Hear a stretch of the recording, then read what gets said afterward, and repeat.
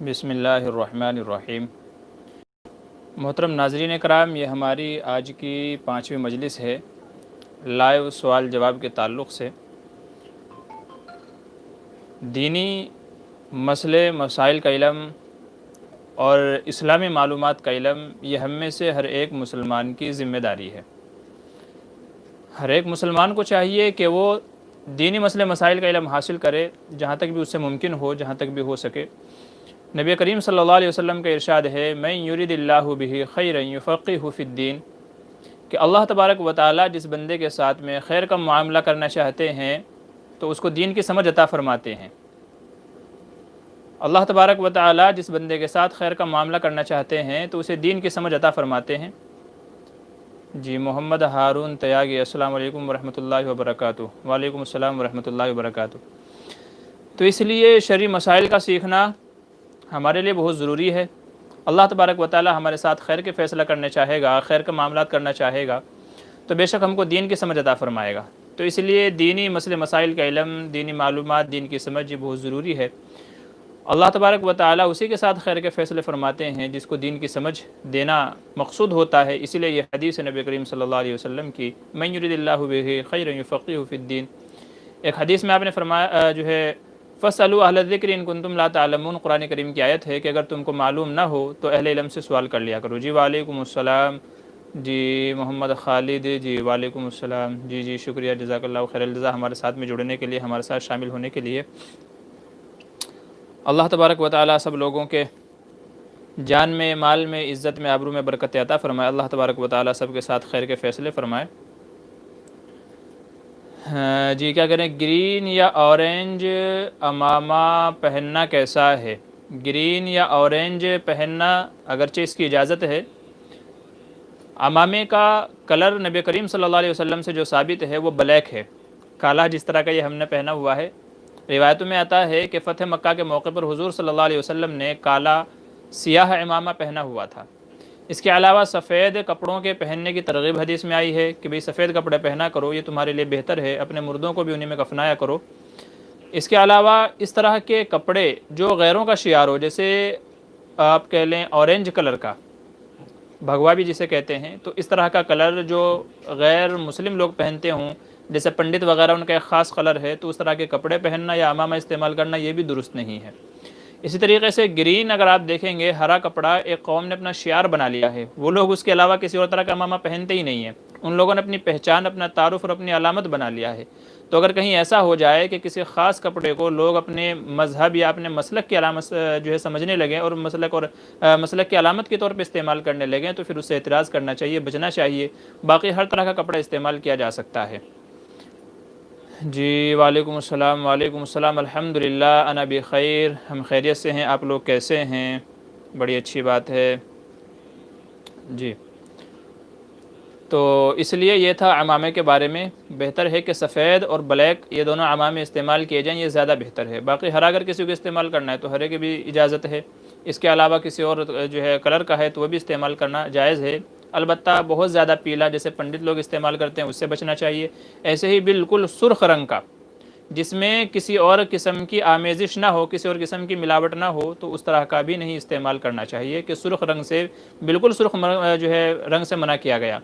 مسجد کے لیے نفلی صدقہ استعمال کر سکتے ہیں یا نہیں؟ جی ہاں، مسجد کے لیے نفلی صدقے کے استعمال کی اجازت ہے، اس لیے کہ نفلی صدقے سے مراد وہ ہے جسے ہم اپنی الا بلا مصیبتیں دور کرنے کے لیے دیتے ہیں، اور یا تو یوں کہہ لیجئے کہ وہ ہم اپنے بچوں کی خیرخواہی کے لیے دیتے ہیں تو وہ نفلی صدقہ کہلاتا ہے۔ واجبی صدقہ جیسے زکوٰۃ ہو گیا، نظر مانی تھی، منت مانی تھی، یا کوئی اور تھا، تو اس طرح کے جو صدقے ہوتے ہیں وہ واجبہ ہوتے ہیں اور ان کو مسجد وغیرہ میں دینا درست نہیں ہے۔ ہاں ایسے ہی جان مال کا صدقہ نکالا، بچوں کا صدقہ نکالا، مرحومین کے ایصال ثواب کے لیے نکالا تو وہ نفلی صدقہ مسجد میں دے سکتے ہیں۔ بہتر ہے کہ امداد کی رقم مسجد کے اندر دینی چاہیے۔ جی اور کیا پوچھ رہے ہیں؟ جی کسی اور کا کیا سوال ہے بتا دیجئے۔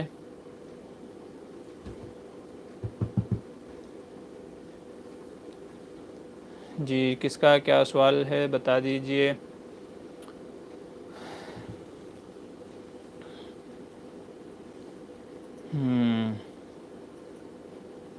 یہ سوالات ہیں اصل میں موبائل کی اسکرین پہ صرف تھوڑی دیر کے لیے سوال جواب ظاہر ہوتے ہیں، اس کے بعد نکل جاتے ہیں۔ جی اچھا، سورج نکلنے کے کتنی دیر کے بعد اشراق کی نماز ادا کی جا سکتی ہے؟ جی سورج نکلنے کے بعد 15 سے 20 منٹ، ویسے تو 15 منٹ ہے لیکن احتیاطاً 20 منٹ کے بعد اپنی نمازیں ادا کرنی چاہیے، وہ چاہے فجر کی چھوٹی ہوئی ہو یا اشراق کی نماز پڑھنی ہو یا کوئی اور نماز ہو۔ تو سورج نکلنے کے 15 سے 20 منٹ کے بعد، 15 منٹ کم سے کم اور 20 منٹ زیادہ سے زیادہ، اس کے بعد آپ کبھی بھی پڑھ سکتے ہیں۔ جی اچھا اور کیا کہتے ہیں مفتی صاحب، کیا آپ نے عالمیت کے پہلے سال سے مظاہر العلوم سہارنپور میں تعلیم حاصل کی ہے؟ جی نہیں، عالمیت کے پہلے سال سے نہیں، بلکہ ہم نے عالمیت کا جو پہلا سال تھا وہ ہریانہ کے اندر ایک مدرسہ تھا بیت العلوم، وہاں سے اول عربی حاصل کی۔ پھر اس کے بعد میں جامعہ اسلامیہ ریڈی تاجپورہ میں ہم نے جو ہے مختصر المعانی تقریباً 4 سال وہاں ہم نے پڑھائی کی۔ پھر اس کے بعد جلالین مشکات وغیرہ اور دورہ حدیث اپنے مظاہر العلوم جدید سے کی ہے۔ پھر اس کے بعد مزید 1 سال دارالعلوم کے اندر لگایا ہے، اور پھر افتاء مظاہر العلوم وقف سے ہم نے کیا ہے۔ محمد اشرف السلام علیکم۔ وعلیکم السلام۔ مومن اور مسلم میں فرق کیا ہے؟ مومن اور مسلم میں بہت ہی باریک فرق ہے۔ مسلم اسے کہیں گے جو بندہ اللہ تبارک و تعالیٰ کو دل سے مان لے، اللہ کے واحد ہونے کا اقرار کر لے کہ اللہ معبود ہے، اس کے سوا کوئی رب نہیں ہے، جو اس بات کا اقرار کر لیتا ہے اسے مسلمان کہتے ہیں۔ اور مومن اسے کہتے ہیں جو اللہ تبارک و تعالیٰ کے احکامات کو بجا لانے والا ہو، یعنی اسلام جن چیزوں کو کہتا ہو ان کے مطابق عمل بھی کرتا ہو، ان پر عمل پیرا ہوتا ہو، تو اس کو مومن کہیں گے۔ قرآن کریم میں جہاں بھی کامیابی کا وعدے کیے مومنین سے کیے گئے، وَأَنْتُمُ الْأَعْلَوْنَ إِن كُنتُم مُؤْمِنِينَ، تو مومن اسی کو کہیں گے کہ جو سر تا پیر اللہ تبارک و تعالیٰ کے احکام پر عمل کرنے والا ہو۔ اور مسلمان اسے کہیں گے کہ جس نے زبان سے اسلام قبول کیا، پھر بھلے ہی وہ چاہے گناہ والے عمل کرتا رہے، نماز چھوڑے، زکوٰۃ نہ دے، حج نہ کرے، گناہ والے عمل کرتے رہے، لیکن جو اپنے مسلمان ہونے کا اقرار کرتا ہے تو اسے مسلمان کہیں گے۔ برخلاف مومن کے کہ مومن اسی کو کہیں گے جو پابند شرع ہو، نمازوں کا اور دوسرے دیگر اسلامی حکام کا جو پابند ہو، مومن اسی کو کہیں گے۔ مدرسے کھلنے نہ کھلنے کے بارے میں بتائیں۔ جی بھائی یہ تو حکومت ہی بتائے گی کہ بھائی کب تک کھلیں گے کب تک نہیں کھلیں گے۔ تب تک یہ ہے جب تک کہ مدارس نہیں کھل جاتے، حکومت کی طرف سے نہیں اجازت آ جاتی، تب تک آن لائن تعلیم کا سلسلہ شروع کرنا چاہیے، جو بہت سارے مدارس میں کیا گیا ہے۔ اللہ تبارک و تعالیٰ اس کو جاری و ساری فرمائے۔ جی قضا نماز کس ٹائم پڑھ سکتے ہیں؟ محمد مصروف۔ جی قضا نماز کے پڑھنے کا کوئی خاص وقت متعین نہیں ہے، کسی بھی وقت پڑھی جا سکتی ہے اوقات مکروہہ کو چھوڑ کر کے۔ جو 3 اوقات مکروہ ہیں، زوال کا وقت، سورج طلوع ہونے کا وقت، سورج غروب ہونے کا وقت، ان 3 وقتوں کو چھوڑ کر کے کسی بھی وقت میں قضا نماز پڑھی جا سکتی ہے، یہاں تک کہ عصر کے بعد بھی نماز پڑھ سکتے ہیں، اس کے اندر کوئی مذائقہ نہیں ہے، کوئی حرج نہیں ہے۔ اچھا محمد شاہد کہتے ہیں جماعت میں جانا ضروری ہے کیا کسی بیمار کی تیمارداری کرنی جبکہ بیمار کے پاس کوئی نہ ہو اس کی تیمارداری کرنے کے لیے؟ جی ہاں، لوگ جماعت کے سلسلے میں بڑے غلو کے اندر مبتلا ہیں، حد درجہ اس عمل کے اندر غلو کرتے ہیں۔ یاد رکھیے جماعت میں جانا اس وقت جو ایک مروجہ طریقہ نکلا ہوا ہے، 3 دن، چلہ، 4 مہینہ، 1 سال، تو یہ جو جماعت میں جانا ہے یہ محض مستحب عمل ہے، یہ کوئی فرض یا واجب نہیں ہے۔ کوئی جائے گا تو اچھی بات ہے، نہ جائے گا تو کوئی گناہ کی بات نہیں ہے۔ بہت سارے لوگوں کو ہم نے یہ دیکھا ہے کہ ان کے گھر والے ان کی خدمت کے محتاج ہیں، ماں باپ ہیں، بیچارے اکیلے ہیں، خدمت کرنے والا کوئی نہیں ہے، ان کو زیادہ ضرورت ہے، یا تو نئی شادی ہوئی ہے، لیکن عجیب لوگ غلو کے اندر مبتلا ہو گئے ہیں، اس کو فرض اور واجب کا درجہ دے لیا ہے اور جماعت میں جانے کو ضروری سمجھتے ہیں۔ یاد رکھیے کہ اگر آپ کے جانی یا مالی خدمت کا کوئی گھر میں محتاج ہے تو پھر ان کی اطاعت ضروری ہے۔ ماں باپ اگر منع کرتے ہیں، بیوی وغیرہ اگر منع کرتی ہے تو پھر آپ کو جماعت میں نہیں جانا چاہیے۔ نبی کریم صلی اللہ علیہ وسلم سے مروی ہے، ایک مرتبہ حضرت ابو ہریرہ رضی اللہ عنہ ہتھیار باندھ کر کے جہاد میں جانے کے لیے آئے۔ حضور صلی اللہ علیہ وسلم کو اطلاع مل گئی کہ حضرت ابو ہریرہ جہاد میں جانے کے لیے تیار ہیں، ہتھیار باندھ کر کے آ رہے ہیں، جبکہ والدہ منع کر رہی ہیں مگر رکے نہیں۔ حضور صلی اللہ علیہ وسلم کو جب یہ معلوم پڑا، ابو ہریرہ رضی اللہ عنہ مسجد نبوی میں تشریف لائے، ہتھیار بند ہو کر کے آپ نے چہرہ گھما لیا ناراضگی سے اور یہ فرمایا جاؤ جا کر کے اپنی والدہ کی خدمت کرو۔ آپ نے ناراضگی کا اظہار فرمایا کہ والدہ کو ناراض کر کے جہاد جیسے عظیم الشان سب سے افضل عمل میں بھی جانا جائز نہیں ہے۔ تو کیا خیال ہے آپ کا، صرف مستحب عمل کے لیے ماں باپ کی خدمت کو چھوڑ کر کے، بیوی بچوں کی ضروریات کو چھوڑ کر کے جماعت میں جانا جائز ہوگا؟ نہیں، بالکل جائز نہیں ہے۔ کتنے لوگوں کا ہم نے واقعہ سنا ہے، ابھی شادی ہوئی، شادی کو 2 مہینہ ہوا اور جماعت میں چلے گئے، شادی کو 2 مہینہ ہوا اور جماعت میں چلے گئے۔ عجیب طرح کے بے وقوف لوگ ہیں۔ نہیں، ایسا نہیں ہے، یہ مستحب عمل ہے، لوگ کر رہے ہیں، الحمدللہ ایک بڑی تعداد جماعتوں میں پھر رہی ہے، تو امت کی طرف سے فرض کفایہ ادا ہو رہا ہے، لہٰذا ہر بندے کو جانا یا اس طرح غلو کرنا اس کی بالکل بھی اجازت نہیں ہے۔ آپ کے پاس وقت ہے، آپ تمام ذمہ داریوں سے بری ذمہ ہیں، وقت ہے اور کسی طرح کی آپ کی خدمت کی کسی کو ضرورت نہیں ہے، ماں باپ محتاج وغیرہ نہیں ہے، تو پھر جائیے۔ لیکن اگر ان میں سے کسی کو بھی آپ کی ضرورت ہے تو واللہ آپ کا جانا بالکل بھی ضروری نہیں ہے، یہ محض مستحب عمل ہے، فرائض کو چھوڑ کر کے مستحب میں جانا ضروری نہیں ہے، اس کی اجازت نہیں ہے۔ مفتی صاحب قد بڑھانے کے لیے کوئی وظیفہ بتائیں۔ جی قد بڑھانے کے لیے کوئی وظیفہ نہیں، اس کے لیے تو ایکسرسائز زیادہ کیجیے، ہر چیز وظیفے سے نہیں چلتی۔ قد اگر آپ کو بڑھانا ہے تو آپ لٹکنا، جھولنا یا اس طرح کی ایکسرسائز کیجیے کہ جن سے بدن کھنچتا ہے، بدن کھنچے گا تو انشاءاللہ آپ کی لمبائی بھی بڑھ جائے گی۔ تو اس لیے کوئی وظیفہ نہیں، بلکہ اس کے لیے یہ عمل کیجیے، ایکسرسائز کیجیے، ورزش وغیرہ اس طرح کی جو چیزیں ہیں، جمناسٹک وغیرہ وہ چیزیں کیجیے انشاءاللہ، تو ان سے آپ کا قد بڑھے گا۔ کیا مکروہ وقت میں قضا نماز پڑھ سکتے ہیں؟ شہزاد سیفی جی نہیں، مکروہ وقت میں جو ہے قضا نماز نہیں پڑھنی چاہیے۔ مکروہ وقت میں، وہ تو مکروہ وقت ہے تو اس میں نہیں پڑھنی چاہیے، کامل اور مکمل وقت میں ادا کرنی چاہیے۔ اچھا، زبی شیخ کہہ رہے ہیں مفتی صاحب کچھ لوگوں سے ہمارے قرض کی رقم آنا ہے، وہ لوگ آنا کانی کر رہے ہیں، کوئی وظیفہ بتائیں۔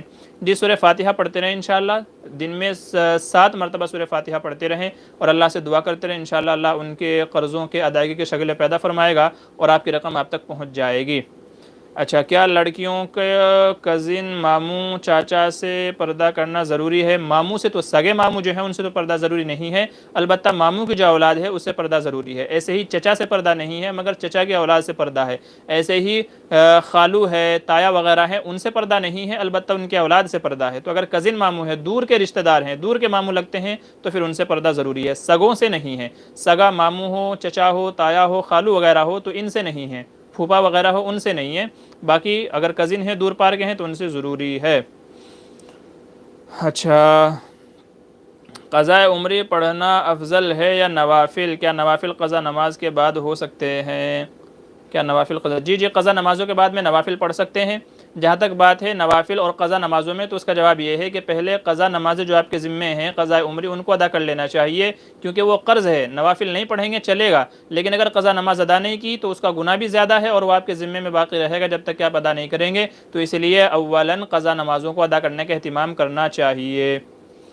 اچھا، پوچھ رہے ہیں سنت نماز کا طریقہ بتا دو۔ سنت نماز کا طریقہ جی لمبا ہے، تفصیلی مسئلہ ہے۔ سنت نماز کا طریقہ حدیث وغیرہ میں جس طرح نبی کریم صلی اللہ علیہ وسلم نے ارشاد فرمایا اس طریقے سے نماز پڑھنی چاہیے۔ آپ نے فرمایا صلو کما رأیتمونی اصلی، اس طرح نماز پڑھو جس طرح مجھے پڑھتے ہوئے دیکھتے ہو۔ اب اس کا لمبا طریقہ ہے کہ آپ نیت کیسے باندھتے تھے، رکوع، سجدہ، قرات وغیرہ کیسے کرتے تھے، تو تفصیلی طریقہ ہے۔ اچھا، اور کیا پوچھ رہے ہیں؟ گھر سے آسیب، سحر، جادو کے خاتمے کے لیے کوئی وظیفہ بتائیں۔ سعیدہ ٹون جی، گھر سے آسیب وغیرہ بھگانے کے لیے مسئلہ اور وظیفہ یہ ہے، سورہ فاتحہ پڑھیں 7 بار، قل اعوذ برب الفلق پڑھیں، قل اعوذ برب الناس پڑھیں، آیت الکرسی پڑھیں، سورہ بقرہ کا پہلا رکوع اور سورہ بقرہ کا آخری رکوع انشاءاللہ پابندی کے ساتھ گھر میں ان کو پڑھیے۔ اسی کے ساتھ میں سورہ یاسین شریف صبح میں بھی اور سورہ یاسین شریف رات میں بھی پڑھنے کا اہتمام کیجیے۔ انشاءاللہ کتنا ہی خطرناک جادو، سحر، آسیب وغیرہ کیوں نہ ہو، یہ عمل کرنے سے انشاءاللہ گھر سے تمام آسیب بھاگ جائیں گے انشاءاللہ۔ اچھا، بلیک کپڑے جائز ہے کیا؟ جی بلیک کپڑا پہننا جائز ہے، ہم نے خاص طور سے بلکہ ایک بلیک کپڑا سلوایا تھا اور پھر اس کے بعد ویڈیو بنائی تھی کہ کالے کپڑے پہننا جائز ہے، الا یہ کہ محرم وغیرہ میں پہننے سے بچنا چاہیے، کیونکہ شیعہ اور روافظ وغیرہ کا شعار ہے کہ وہ محرم میں کالے کپڑے پہن کر کے ماتم وغیرہ مناتے ہیں، تو محرم میں نہیں پہننا چاہیے تاکہ ان سے مشابہت نہ ہو۔ باقی کالا کپڑا پہننا جائز ہے، کوئی مذائقہ نہیں ہے، کالا جبہ ہو، کپڑا ہو۔ عورتیں بھی تو برقع استعمال کرتی ہیں نا کالا، تو مردوں کے لیے کیا مذائقہ ہے، تو مردوں کے لیے بھی جائز ہے، بس یہ ہے ایسے موسم میں نہ پہنے جس میں دوسرے لوگ اس کو پہن کر کے ماتم کرتے ہوں، باقی کالا کپڑا پہننا جائز ہے۔ شادی کی عمر میں کیا کہیں، شادی کس عمر میں کرنا چاہیے؟ جی شادی اس عمر میں کرنا چاہیے کہ جب آدمی اگر مرد ہے تو جب وہ بیوی کا خرچہ اٹھانے کے لائق ہو جائے، بیوی کو کھلا سکتا ہو، اس کی ذمہ داریوں کو نبھا سکتا ہو، جب اس عمر میں ہو جائے تو شادی کرنی چاہیے۔ اور اگر لڑکی ہے تو وہ جب ہم بستری کا لائق ہو جائے، صحبت کا لائق ہو جائے، گھر کے کام کاج اسے کرنے کسی حد تک آ جائیں، یعنی بالغ ہو جائے، آسان لفظوں میں یہ کہہ لیجئے جب بالغ ہو جائیں، اور بالغ ہونے کی عمر تقریباً 15 سال ہے، جب 15 سال ہے تو اس وقت جو ہے یہ اپنا لڑکا لڑکی ان دونوں کی شادی آپ کر سکتے ہیں، یہ عمر ہے۔ باقی تو حضرت عائشہ کی 6 سال کی عمر میں نکاح اور 9 سال کی عمر میں رخصتی ہو گئی تھی، تو اگر کوئی بچی چھوٹی عمر میں زیادہ کہہ لے عقل مند ہو جائے، ہوشیار ہو جائے، تو چھوٹی عمر میں بھی نکاح کر سکتے ہیں، چھوٹی عمر میں کیا ہوا نکاح بھی معتبر ہے۔ بس یہ ہے کہ عورت کو خیار بلوغ حاصل ہوتا ہے کہ جب وہ بالغ ہو جائے اس وقت اگر وہ نکاح رکھنا چاہے تو نکاح اس کو رکھنے کا اجازت ہوگا۔ زلیخا نام رکھنا کیسا ہے؟ جی زلیخا نام رکھا جا سکتا ہے، اس کے اندر کوئی مذائقہ نہیں ہے۔ بعض روایت میں آتا ہے کہ حضرت یوسف علیہ السلام اور زلیخا کا بعد میں نکاح ہو گیا تھا، تو زلیخا اچھا نام ہے، نام رکھنے میں کوئی مذائقہ نہیں ہے، اس کا ذکر تو جو ہے سورہ یوسف میں ہے تو اس لیے کوئی مذائقہ نہیں ہے، نام رکھ سکتے ہیں، بہت ساری عورتوں کا نام ہوتا ہے، تو زلیخا نام رکھ سکتے ہیں، لا حرج۔ اچھا، اور کیا کہہ رہے ہیں کہ سامنے کھانا رکھ کر فاتحہ دینا اور اس کا کھانا کیسا ہے؟ جی آج کل یہ کھانا سامنے رکھ کر کے یہ بدعتی لوگوں کا طریقہ ہو گیا ہے۔ بعض لوگ اس کو کسی پیر بزرگ کے نام پر اس طریقے سے کرتے ہیں، تو اس طرح کھانا سامنے رکھ کر کے چونکہ دوسرے لوگوں کا شعار ہو گیا ہے تو نہیں کرنا چاہیے۔ بس یہ ہے انشاءاللہ آپ بسم اللہ پڑھ کر کے کھانا شروع کریں گے تو اللہ تعالیٰ اس میں برکت عطا فرمائے گا۔ حدیث میں اسی لیے فرمایا گیا کہ جو ہے کھانا شروع کرتے ہوئے بسم اللہ پڑھ لینی چاہیے۔ جب بسم اللہ پڑھ لیں گے تو کھانے میں شیطان شریک نہیں ہوگا، جب وہ شیطان شریک نہیں ہوگا، اللہ کا نام لے لیا گیا تو انشاءاللہ کھانے میں برکت ہو جائے گی۔ سامنے کھانا رکھ کر کے فاتحہ، جو آج کل مروجہ طریقہ نکلا ہوا ہے، بعض لوگ کرتے ہیں اہتمام کے ساتھ میں، تو یہ نہیں کرنا چاہیے، یہ درست نہیں ہے۔ اچھا، کہہ رہے ہیں شیئر مارکیٹ میں انویسٹمنٹ کر کے کمانا جائز ہے یا نہیں؟ جی شیئر مارکیٹ کا مسئلہ یہ ہے کہ شیئر مارکیٹ کے کچھ شرائط ہیں، جیسے کاروبار حلال ہو، جو شیئر مارکیٹ آپ خرید رہے ہیں، شیئر وغیرہ جو خرید رہے ہیں تو وہ حلال ہوں، پروڈکٹس حلال ہوں۔ نیز یہ ہے کہ کمپنی کی بات ہوا میں نہ ہو بلکہ اس کے منجمد اثاثے بھی ہوں، جیسے مشین ہو، کارخانے وغیرہ ہوں، چیزیں وغیرہ ہوں، تو وہ چیزیں بھی ہونی چاہیے۔ ایسا نہ ہو کہ صرف ہوا میں بات ہے، ادھر سے لیا ادھر سے دے دیا، سب آن لائن چل رہا ہے، ایسا نہیں ہونا چاہیے۔ نیز یہ ہے کہ منافع جو ہو وہ جو ہے برابر تقسیم ہونا چاہیے، جس نے جتنا لگایا اس حساب سے منافع تقسیم ہونا چاہیے، اور منافع فیصد کے حساب سے متعین کر کے دینا چاہیے۔ ایسا نہیں اٹکل پچو سے اندازہ لگا کر کے دے دیا، تو ایسا بھی نہیں ہونا چاہیے۔ نیز نفع نقصان دونوں میں شرکت ہونی چاہیے۔ یہ اگر شرائط پائی جا رہی ہیں تو پھر شیئر مارکیٹ میں پیسہ لگانا کمانا جائز ہے، اور اگر یہ شرطیں نہیں پائی جائیں گے تو پھر جائز نہیں ہوگا۔ اچھا، آنکھوں کی روشنی بڑھانے کے لیے وظیفہ، جی یا نورو یہ وظیفہ الحمدللہ میں تقریباً 11 سے 12 سال سے کرتا ہوں، کمپیوٹر پہ کام بھی کرتا ہوں، دوسری پڑھائی والی چیزیں بھی کرتا ہوں، الحمدللہ ابھی تک میری بینائی سلامت ہے۔ تو ہر فرض نماز کے بعد 11 مرتبہ یا نورو یا تو پھر یا قویو، ان دونوں میں سے کوئی بھی ایک وظیفہ لے لیں۔ یا نورو زیادہ بہتر ہے، جو میرا تجربہ ہے، میرا آزمایا ہوا ہے، تو یا نورو ہر فرض نماز کے بعد 11 مرتبہ پڑھتے رہیں انشاءاللہ، تو آنکھوں کی روشنی جو ہے بینائی روشنی سلامت بھی رہے گی، اور اگر کمزوری آ گئی ہے تو انشاءاللہ وہ بھی بڑھ جائے گی۔ ٹیچر ڈے کے نام پر جی نہیں، وہ بیان موجود ہے الحمدللہ ہمارا، اور تقریباً کئی سو لوگوں نے اس کو دیکھا بھی ہے۔ اگر آپ کو نہیں مل رہا ہے تو آپ واٹس ایپ پہ ہم سے رابطہ کر لیجئے، یا تو کمنٹ ہم کو کر دیجئے اسی ویڈیو میں، تو انشاءاللہ کمنٹ میں اس کا لنک ہم آپ کو ڈال دیں گے تو آپ کو مل جائے گا، باقی موجود ہے۔ ناشزہ عورت کسے کہتے ہیں؟ ذبیح شیخ کہہ رہے ہیں، تو ناشزہ کے معنی ہے نافرمان، تو نافرمان اس عورت کو کہتے ہیں جو شوہر کی خدمت گزاری میں، اطاعت میں نافرمانی کرے۔ جیسے شوہر کسی کام کو کہے، جائز کام کو کہے، ناجائز نہیں، شوہر کسی جائز کام کو کہتا ہے اور عورت منع کر دے، جیسے کہ کھانا بنا کر کے لاؤ، عورت منع کر دے، شوہر کہ چائے بنا کر کے لے کر کے آؤ، عورت منع کر دے، شوہر ہم بستری کے لیے بلائے اور بغیر کسی عذر کے عورت منع کر دے، تو اس عورت کو ناشزہ نافرمان جو ہے کہا جاتا ہے۔ ایسے عورت کا حکم یہ ہے کہ مرد کے ذمہ لازم نہیں ہے کہ اس کو خرچہ دے، جب وہ کہنا نہیں مانتی تو اس کو خرچہ دینا، اس کے نام نفقہ اٹھانا، یہ لازم نہیں ہے اس کے ذمہ، جب تک کہ وہ اپنی حرکتوں سے باز نہ جائے۔ تو جو شوہر کی بات نہ مانے اس کو نافرمان اور ناشزہ کہا جاتا ہے۔ سگریٹ اور گٹکا گل وغیرہ بیچنا کیسا ہے؟ جی مکروہ ہے۔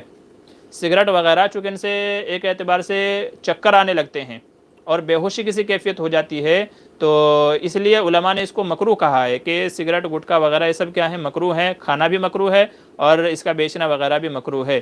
عدت میں کتنے دن تک رکھ سکتے ہیں؟ ایم ڈی مصروف پوچھ رہے ہیں۔ جی عدت جس کو طلاق ہو جائے اس کی جو ہے 3 حیض ہے، جس عورت کو حیض آتا ہو تو 3 حیض جب بھی ہو جائیں اس کے تو اس کی عدت مکمل ہو جائے گی، اور جس کو بچہ ہے پیٹ میں تو جب بچہ پیدا ہو جائے تب اس کی عدت مکمل ہو جائے گی، اور جس کے شوہر کا انتقال ہو جائے تو پھر 4 مہینہ 10 دن ہے اگر وہ حمل سے نہ ہو، اور اگر وہ حمل سے ہو تو پھر اس کی بھی وہی حاملہ والی عدت ہے، ٹھیک ہے؟ تو یہ حاملہ کی عدت ہے۔ اور کیا پوچھ رہے ہیں؟ نفل نماز بیٹھنے کی کہاں تک اجازت ہے؟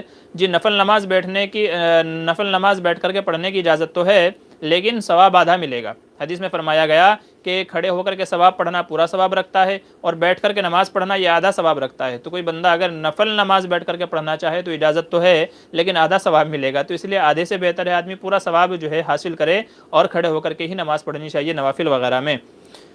اچھا، غیر مسلم کے ساتھ سلام کرنا کیسا ہے؟ جی غیر مسلم کو سلام تو کرنا چاہیے، لیکن ان کے الفاظ میں نہیں، نمستے، رام رام، اس طرح کے جو الفاظ ہیں ان میں نہیں، بلکہ حدیث میں جیسا کہ تلقین ہوتی ہے، نبی کریم صلی اللہ علیہ وسلم نے جو غیر مسلم بادشاہوں کو خطوط بھیجے ان میں سلام کا طریقہ یہ تھا، والسلام علی من اتبع الہدی، کہ سلام ہو اس پر جو ہدایت کی اتباع کرے، تو والسلام علی من اتبع الہدی یا السلام علی من اتبع الہدی، اس طریقے سے غیر مسلموں کو سلام کرنا چاہیے، یا تو پھر سلام सलाम यूँ कह दे, गुड मॉर्निंग, गुड इवनिंग, ठीक है, गुड आफ्टरनून, इस तरह के अल्फाज इस्तेमाल करना चाहिए गैर मुस्लिमों के साथ में। ये तरीक़ा उलमा ने बयान किया है। लॉकडाउन में मुदर्रिसीन को तनख्वाह मिलनी चाहिए या नहीं, अरशद कासमी पूछ रहे हैं। जी जी बिल्कुल, मुदर्रिसीन लॉकडाउन के ज़माने की तनख्वाह के मुस्तहिक़ हैं, पूरी पूरी मिलनी चाहिए, कट कर के नहीं, पूरी पूरी। इसके ऊपर हमारा एक तफसीली मसला है और उसमें दलाल के साथ हमने बताया है कि क्यों मिलनी चाहिए। तो लॉकडाउन में मुलाजिमीन मुदर्रिसीन पूरी तनख्वाह के मुस्तहिक़ हैं, उनको मिलनी चाहिए। वो मसला तफसील से देख लीजिए, इंशाअल्लाह वहाँ पूरी तफसील आपको मिल जाएगी। अच्छा, और क्या पूछ रहे हैं? हमारे सवाल का जवाब दीजिए मुफ्ती साहब जी। क्या है फिर से बता दीजिए इम्तियाज़ भाई, आपने क्या पूछा है? नमाज से पहले की सुन्नत अजान से पहले पढ़ सकते हैं या नहीं? जी अगर वक्त हो गया है, अगर वक्त हो गया है तो फिर अजान से पहले भी सुन्नतें पढ़ी जा सकती हैं, और अगर वक्त नहीं हुआ है तो फिर नहीं पढ़ सकते। वक्त हो गया है तो पढ़ने की इजाज़त है, चाहे सुन्नत हो चाहे फ़राइज़ वगैरह हों। अच्छा, और क्या पूछ रहे हैं? सुन्नत नमाज की नीयत का तरीका क्या है? अब्दुल अजीम पूछ रहे हैं। जी सुन्नत नमाज का तरीका बस नॉर्मल ही है। आदमी इस तरीके से दिल में नीयत कर ले, जैसे मिसाल के तौर पे 4 रकात नमाज सुन्नत वक्त ज़ोहर का, वास्ते अल्लाह ताला के, रुख मेरा काबे शरीफ की तरफ, अल्लाह अकबर, ये दिल में नीयत कर लेना है। या आदमी सिर्फ इतनी भी नीयत कर ले दिल में कि 4 रकात ज़ोहर की सुन्नतें पढ़ रहा हूँ, या असर की या इशा की सुन्नतें पढ़ रहा हूँ, 2 रकात सुन्नतें पढ़ रहा हूँ, 2 रकात नफल पढ़ रहा हूँ, तो बस इस तरीके से नीयत कर ले कि फ़ुला वक्त की ये सुन्नत है या नवाफिल है, बस दिल में नीयत कर लेगा इंशाअल्लाह तो वो अदा हो जाएंगी। बकिया कुछ मज़ीद इसमें नीयत करने की ज़रूरत नहीं है। जी आगे पूछते हैं, नमाज में मर्दों के लिए हाथ का कितना हिस्सा ढकना ज़रूरी है? मर्दों के लिए देखिए, हाफ शर्ट में नमाज मकरूह होती है। बाकी मर्दों के लिए तो जाहिर सी बात है हमारी आस्तीन यहाँ तक होती है, तो हमारी आस्तीन यहीं तक होती है, हाथ तो हमारे खुले हुए रहते हैं, तो हमारे हाथ खुले हुए रहें या हमने इसके ऊपर अगर दस्ताने वगैरह पहने हुए हैं तो हमारी नमाज दुरुस्त हो जाएगी। मर्दों के लिए कोई वो नहीं है। औरतों के लिए है कि औरतों को अपने बेहतर है कि हाथों को छुपाए, नहीं तो कम से कम अगर हाथों को नहीं छुपा रही है तो ये जो गट्टे तक उनके हाथ हैं तो गट्टे तक का हिस्सा उनका खुला रहना चाहिए। तो मर्दों के लिए कोई मुज़ायक़ा नहीं है, कहीं तक भी हाथ खोले रखे जा सकते हैं। आरिफ मलिक कह रहे हैं, अगर कोई अपनी होने वाली बीवी से फ़ोन पर यह कहे कि मैं आपका वकील बनकर बेवज़ इतने महर के आपको अपने निकाह में कबूल कर लूँ, कि आपकी तरफ से इजाज़त है? तो लड़की कहती है कि जी इजाज़त है। तो क्या इस तरह 2 गवाहों के सामने निकाह दुरुस्त हो जाएगा? जी अगर कोई दुल्हा इतना होशियार है कि वो लड़की की तरफ से वकील बन करके अपने साथ ही निकाह कर ले और 2 गवाह मौजूद हों तो निकाह हो जाएगा। अगर लड़की दूल्हे को अपने निकाह का वकील बना ले और लड़की इजाज़त दे दे और फिर दूल्हा ये कहे कि भाई मैंने उनकी तरफ से वकील हो करके उनका निकाह अपने साथ कर लिया है और उनकी तरफ से इजाब करता हूँ, अपनी तरफ से कबूल करता हूँ, और 2 गवाह आकिल बालिग मुसलमान मर्द मौजूद हैं, तो फिर ऐसी सूरत में निकाह हो जाएगा। मेरी आंखें अंदर घुस रही हैं, इसके लिए कोई दवा नुस्खा बताएं। जी दवा वगैरह तो डॉक्टर लोग बताएंगे, उनके मशवरे पर अमल कीजिए। बाकी ये है कि या नूरू या कवियु, ये 2 अल्फाज पढ़ करके इंशाल्लाह अपनी आंखों पे दम करते रहिए हर फ़र्ज़ नमाज के बाद 11 मरतबा, तो इंशाल्लाह अल्लाह ताला आपकी जो आँखों की जो तकलीफ़ है इसको ख़त्म फरमाएंगे। बाकी ये है कि ऐसे काम मत कीजिए जिनमें आपको ज़्यादा आँखों को देखना पड़े, जैसे मोबाइल है, लैपटॉप है, घंटों घंटों लोग काम करते रहते हैं, ख़ासकर रात में मोबाइल देखते रहते हैं अंधेरे में, तो इनकी लाइटें जो है ना वो आँखों पर बड़ी असरअंदाज होती हैं और आँखों की बड़ी तकलीफ़ इससे हो जाती हैं। तो अगर आप किसी ऐसे अमल के अंदर मुब्तला हैं तो उसको छोड़ दीजिए, तो इंशाल्लाह आपकी आंखों का जो मसला है वो इंशाल्लाह सही हो जाएगा, दुरुस्त हो जाएगा। अच्छा, ये कह रहे हैं मोहम्मद हुसैन साहब, बुखारी शरीफ का पूरा नाम क्या है? अल जामिउस सही, सही बुखारी का नाम अल जामिउस सही अल मुस्नदुल मुख्तसर मिन उमूर रसूलिल्लाह सल्लल्लाहु अलैहि वसल्लम, ये नाम है। शायद आप मेरा इम्तिहान लेना चाह रहे हैं कि बुखारी का नाम क्या है, तो ये है अल जामिउस सही अल मुस्नदुल मुख्तसर मिन उमूर रसूलिल्लाह सल्लल्लाहु अलैहि वसल्लम, ये है उसका नाम। हालांकि तो आप बुखारी पे देखेंगे तो वहीं आपको मिल जाएगा, यहाँ पूछने की ज़रूरत नहीं थी इसकी। हालांकि शरई हैसियत क्या है मुफ्ती साहब? हेले की शरई हैसियत ये है कि कभी कभी इसकी ज़रूरत पड़ जाती है। हेले का मतलब ये है कि जैसे हम किसी बच्चे को ज़कात नहीं दे सकते, बच्चे को ज़कात नहीं लगती, या सैयद आदमी को ज़कात नहीं दे सकते, तो हम किसी गरीब को ज़कात दे करके उससे ये कहें भाई अगर आप फुला सैयद की मदद कर देंगे या बच्चे को दे देंगे, वो ज़रूरतमंद है तो आपको सवाब मिलेगा, तो इसको हीला कहते हैं। तो बाज़ जगहों पे इसकी ज़रूरत पड़ती है, तो जहाँ पर जैसी ज़रूरत हो उसके हिसाब से अमल कर लिया जाए, बाज़ सूरतों में बहुत बेहतर है, मुफीद है। अच्छा, क्या कह रहे हैं कि बेचना नाजायज़ या गुल वगैरह जी बता दिया है, गुटखा पान तंबाकू वगैरह ये सब मकरूह हैं। कैरम खेलना हराम है या हलाल? जी कैरम अगर शर्तों वगैरह के साथ खेला जा रहा है तो जुआ सट्टा हो जाएगा, हराम है। और अगर इस तरीके से खेला जा रहा है कि उसमें पढ़ करके आदमी की नमाज रोज़े ज़ाय हो रहे हैं, उसकी इबादतें ज़ाय हो रही हैं, माँ बाप की खिदमत ज़ाय हो रही हैं, तो फिर भी हराम है। और अगर बस ऐसे ही तफरी के लिए खेला जाए, कुछ वक्त के लिए खेला जाए, तो फिर उसकी इजाज़त होगी। बेहतर है कि ना खेला जाए। سلام پھیرنے تک کا طریقہ بتائیں بھائی، بہت لمبا ہو جائے گا. سلام پھیرنے تک کا طریقہ، آدمی بیٹھے اتحیات میں بیٹھ کر کے سب سے پہلے اتحیات پڑھے، پھر درود شریف پڑھے، پھر دعائے معصورہ وغیرہ پڑھے، پھر دائیں طرف سلام پھیرے، اور سلام پھیرتے ہوئے دائیں طرف کے مقتدیوں کی یا جو نمازی ہیں ان کی اور نیک فرشتوں کی نیت کرے، اور بائیں طرف جب سلام پھیرے تو بائیں طرف کے نمازیوں کی، نیک فرشتوں کی نیت کرے. یہ طریقہ ہے سلام پھیرنے کا. السلام علیکم ورحمۃ اللہ وبرکاتہ، یہ ہمیں کہنا چاہیے. اچھا، کہہ رہے ہیں محمد عمران ہے، تکبیر تحریمہ میں اللہ اکبر کی بجائے اللہ اکبر یعنی حمزہ کی جگہ واو پڑھنے سے نماز کا حکم ہے. جی اگر جان بوجھ کر کے اگر کہہ رہا ہے، جان بوجھ کر کے اگر اکبر کی جگہ وکبر کہہ رہا ہے تو یہ الفاظ غلط ہو جائیں گے، چونکہ وکبر کے معنی اکبر والے نہیں ہیں. اکبر کے معنی ہے سب سے بڑا، اور وکبر کے معنی وہ نہیں ہے. تو اگر جان بوجھ کر کے یہ کہہ رہا ہے تو بعض علماء یہ فرماتے ہیں کہ اللہ اکبر کے ذریعے ہی نماز کو شروع کیا جائے گا، اس کی جگہ کوئی دوسرا لفظ استعمال کرنا جائز نہیں، جیسے اللہ اجل، ٹھیک ہے، اللہ افضل، اللہ اعظم، حالانکہ ان کے معنی بھی بڑے کے ہیں، تو نماز شروع نہیں ہوگی. تو اس لیے اللہ اکبر ہی کہنا چاہیے. ہاں اگر کسی کی زبان ٹیڑھی ہے، صحیح سے ادا نہیں کر سکتا، تو وہ اللہ اکبر کی جائے اللہ اکبر کہہ دے گا. تو پھر علماء نے عجمیوں کے لیے اس کی اجازت دی ہے کہ عجمی لوگ کہ جو صحیح طریقے سے تلفظ نہ کر سکیں تو ان کے لیے پھر اس کی اجازت ہوگی، ان کی نماز شروع ہو جائے گی. السلام علیکم مفتی صاحب، جس خاتون کا حق میرا ادا نہیں کیا گیا ہو، کنایہ الفاظ میں صرف الفاظ میں طلاق مانگے، شوہر طلاق نہ دے تو طلاق ہوگی کیا؟ جی بالکل، جی طلاق ہو جائے گی. طلاق تو آپ بہرحال، طلاق کا مہر سے کوئی تعلق نہیں ہے، مہر دیا ہو یا نہ دیا ہو، آپ کنایہ الفاظ سے طلاق دیں یا صریح الفاظ سے جو ہے طلاق دیں تو طلاق تو ہو جائے گی، اور پھر بعد میں مہر دینا ضروری ہو جائے گا. مہر دیا ہو تو بھی طلاق ہو جائے گی، مہر نہیں دیں گے تب بھی طلاق ہو جائے گی، یہ مسئلہ ہے.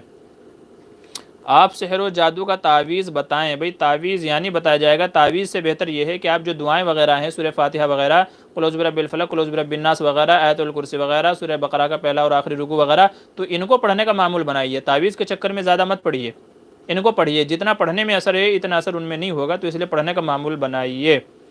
اچھا، اور آگے کیا لکھتے ہیں کہ حضرت کینسر سے شفا کا وظیفہ بتائیں. مفتی خالد قاسمی ہمارے ساتھی ہیں. کینسر کا وظیفہ، جی کینسر کے ویسے تو بہت سارے وظیفے ہیں، اس میں ایک وظیفہ ہے، ایک تو لیلاف قریش کا ہے. لیلاف قریش الافہم رحلۃ الشتاء، اس صورت کو پانی وغیرہ کے اوپر پڑھ کر کے دم کیا جائے، ایک تو یہ عمل ہے. اور دوسرا عمل ہے الم نشرح لک صدرک ووضعنا عنک وزرک، یہ وظیفہ بھی ایسا ہی ہے کہ 11 مرتبہ یہ وظیفہ کریں. شروع اور آخر میں 3 مرتبہ درود شریف پڑھ لیں، پہلے اور آخر میں، اور پھر 11 مرتبہ روزانہ یہ معمول بنا لیں کہ 11 مرتبہ سورہ الم نشرح پڑھ کر کے، پانی پر پڑھ کر کے جو کینسر کے مریض ہیں ان کو پلائیں، تو انشاءاللہ اس جو ہے عمل کی برکت سے ان کو شفا نصیب ہوگی. یہ عمل مجرب ہے، بعض حضرات کو بتایا تو اللہ تبارک و تعالیٰ نے ان کو شفا دی، تو ہو سکتا ہے کہ آپ کو بھی اس سے شفا ہو جائے، یا جو اس طرح کے وہ ہیں. مفتی صاحب انسٹاگرام پر آپ کا اکاؤنٹ نظر نہیں آ رہا ہے، محمد شعیب کہہ رہے ہیں. جی آپ پرسنل میں بات کیجئے گا تو آپ کو لنک بھیج دیں گے، مامور بدر کے نام سے ہے. 3 طلاق ایک ساتھ ایک سانس میں دیں تو 3 طلاق واقع ہو جائے گی کیا؟ جی ہاں ہو جائے گی. 3 طلاق ایک ساتھ دیں یا الگ الگ دیں، دونوں طرح سے ہو جائے گی. علماء امت کے اسی پر اتفاق ہے، جمہور علماء اسی کے قائل ہیں. جمہور علماء امام شافعی، امام مالک، امام احمد بن حنبل، امام ابو حنیفہ، تو چاروں ائمہ جمہور علماء اسی پر متفق ہیں. اور جیسا کہ حضرت عمر فاروق رضی اللہ عنہ کا بھی فیصلہ ہے کہ 3 طلاق ایک ساتھ دیں تو بھی ہو جاتی ہے، 3 طلاق الگ الگ دیں تو یہ بھی ہو جاتی ہے. یہ الگ بات ہے، اگرچہ بعض لوگوں نے آج اس کو اختلافی مسئلہ بنا لیا ہے. وہ یہ کہتے ہیں کہ ایک مجلس میں 3 طلاق دی جائیں تو نہیں ہوتی. اس پہ بعض لوگ بہت سارے وظیفے ہیں، بات لمبی ہو جائے گی، مسئلہ مختلف بھی ہے. بہرحال میں نے جمہور کا مسئلہ آپ کو بتایا ہے کہ 3 طلاق ایک ساتھ دیں، الگ الگ دیں، ہر حال میں ہو جائیں گی. اور اس سلسلے میں حضرت ابن عمر رضی اللہ عنہ کا جو واقعہ ہے وہ اس سلسلے میں دلیل ہے کہ انہوں نے اپنی بیوی کو طلاق دے دی تھی. حضور صلی اللہ علیہ وسلم غصہ ہو گئے اور یہ فرمایا کہ میرے رہتے ہوئے قرآن کریم سے جو ہے کھلواڑ کیا جائے گا؟ آپ نے فرمایا اپنی بیوی سے مراجعت کرو. تو سوال یہ ہے کہ اگر طلاق واقع نہیں ہوئی تھی تو آپ نے رجوع کیوں کروایا؟ طلاق واقع نہیں ہوئی تھی تو رجوع کیوں کروایا؟ تو بہرحال 3 طلاق کے اپنے وہ دلائل اپنی جو ہے جگہ ہیں، اختلافی مسئلہ ہے، جس کو دیکھنے ہوں تو وہاں پر وہ دیکھ لی جائے. اچھا، کہہ رہے ہیں شیلیا عائشہ، ہمارے یہاں ظہر کی اذان 1 بجے ہوتی ہے اور 2 بجے حیض کا خون شروع ہوا، تو کیا نماز کا وقت داخل ہو گیا تھا؟ تو کیا پاک ہونے کے بعد میں ظہر کی نماز قضا کرنی پڑے گی؟ جی ہاں، اگر وقت شروع ہو گیا تھا تو پھر بعد میں اس نماز کی قضا آپ کو کرنی ہوگی. اور اگر وقت شروع نہیں ہوا تھا، آپ نماز پڑھ چکے تھے اور اسی نماز کے وقت میں ہے شروع ہو گیا ہے، تو پھر آپ کو اگلی نماز کا وہ نہیں ہے. لیکن اگر آپ کو اتنا وقت مل گیا تھا کہ آپ نماز پڑھ سکتے تھے، وقت شروع ہونے کے بعد حیض کا خون جاری ہونے سے پہلے پہلے اتنا وقت آپ کے پاس تھا کہ اگر آپ چاہتے تو نماز پڑھ لیتے، تو اب بعد میں اس نماز کی قضا لازم ہوگی۔ یہی حال اس صورت میں ہے جبکہ حیض کا خون رک گیا اور عورت کو اتنا وقت ملا کہ وہ نماز پڑھنا چاہتی تو پڑھ سکتی تھی، تو اب بھی اس کے ذمے وہ نماز جس میں خون رکا ہے پڑھنا لازم ہوگی، وہ نماز پڑھنا لازم ہوگی۔ عورتیں خاص طور سے اس مسئلے کا خیال رکھیں، اس میں بڑی غفلت کرتی ہیں۔ شادی کے بعد کتنے دن میں حمل ٹھہرنا چاہیے؟ جی حمل تو پہلے مہینے میں بھی ٹھہر سکتا ہے، لیکن شریعت یہ کہتی ہے کہ شادی کے بعد اگر 6 مہینے کے اندر اندر بچہ پیدا ہوا تو وہ شوہر سے ثابت النسب مانا جائے گا، یعنی جس سے شادی ہوئی ہے اسی کا نسب مانا جائے گا کہ بھئی یہ بچہ اسی کا ہے، اور اگر 6 مہینے سے پہلے ہی وہ اگر پیدا ہو گیا ہے تو پھر مطلب یہ ہے کہ یہ بچہ اس کا نہیں ہے، کسی دوسرے کا ہے۔ تو کم سے کم بچے کی ولادت کی جو مدت ہے وہ 6 مہینہ ہے، تو 6 مہینے میں بچہ پیدا ہوا تو شوہر کا ہے، 6 مہینے سے پہلے ہی ہو گیا تو پھر وہ کسی اور کا ہے۔ تو حمل تو جس مہینے شادی ہوئی اس مہینے بھی ٹھہر سکتا ہے، پہلی ہی مرتبہ ہم بستری سے بھی حمل ٹھہر سکتا ہے، تو اس میں کوئی وہ نہیں ہے، حمل تو کبھی بھی ٹھہر سکتا ہے، اللہ کی مرضی جب چاہے دے دے۔ ایلو ویرا کے فائدے بتائیں اور طریقہ استعمال بھی بتائیں۔ جی یہ ایلو ویرا اگر آپ اسکن پہ لگائیں گے، چہرے پہ لگائیں گے تو چہرے میں خوبصورتی بھی پیدا ہوگی، جلا بھی جو ہے ہوگا اس کا، اور اگر آپ اس کا حلوہ بنا کر کے کھائیں گے تو اس کا حلوہ بنانے کا بھی طریقہ ہے۔ ہمارے استاذ محترم جو ہے اس کا حلوہ بنایا کرتے تھے، حافظ طیب صاحب جو قاتلے کے رہنے والے تھے، ہمارے استاذ تھے حفظ کے، تو ان کے پاس ہم بہت ساری کتابیں پڑھی ہیں ہم نے۔ ہمارے دوست مفتی شعیب عالم صاحب ہیں جو ابھی دلی میں ہیں، تو ان کے والد صاحب وہ تو بڑا عمدہ اس کا حلوہ بنایا کرتے تھے اور اساتذہ میں تقسیم کیا کرتے تھے۔ تو اگر حلوہ بنا کر کے کھائیں گے تو صحت کے لیے بڑا جو ہے نفع بخش ہے، غذا ملتی ہے، خاص کر سردیوں میں بہت بہترین غذا ہے۔ اور اگر آپ اس کا لیپ بنا کر کے یا اور دوسرے طریقے سے استعمال کریں گے تو جلد کی اسکن کے لیے، کھال وغیرہ کے لیے بڑا مفید ہے۔ بہت سارے طریقے ہیں جس طریقے سے استعمال کریں گے تو اسی طریقے سے اس کا فائدہ بھی ہوگا۔ اچھا شبیر پوچھ رہے ہیں جماعت کے ساتھ نماز پڑھنے کے بعد جو سنت نفل پڑھتے ہیں اس سے پہلے تسبیح فاطمہ پڑھے تو صحیح ہے بعد میں پڑھے؟ جی بہتر یہ ہے کہ جو فرائض ہیں، فرائض کے متصلاً سنتیں ہونی چاہیے، نماز سے فارغ ہو گئے اب بعد میں تسبیحیں پڑھنی چاہیے، بہتر یہی ہے تاکہ فرائض اور سنتوں میں زیادہ گیپ نہ ہو، فاصلہ نہ ہو جائے، تاکہ جلدی سے جلدی آدمی نماز سے فارغ ہو جائے۔ تو پہلے فرائض پڑھ لیں، پھر سنتیں ادا کر لیں، اور پھر اس کے بعد تسبیح فاطمی پڑھیں اطمینان سے۔ لیکن اگر کوئی فرض کے بعد پہلے تسبیح فاطمی پڑھے پھر سنتیں پڑھیں تو جائز یہ بھی ہے، اجازت اس کی بھی ہے، ایسا بھی کر سکتے ہیں۔ کیا مرنے کے فوراً بعد انسان کا حساب کتاب ہوتے ہی جنت چلے جائیں گے یا قیامت تک انتظار کرنا پڑے گا؟ جی اس سلسلے میں مسئلہ یہ ہے کہ قیامت تک انتظار کرنا پڑے گا۔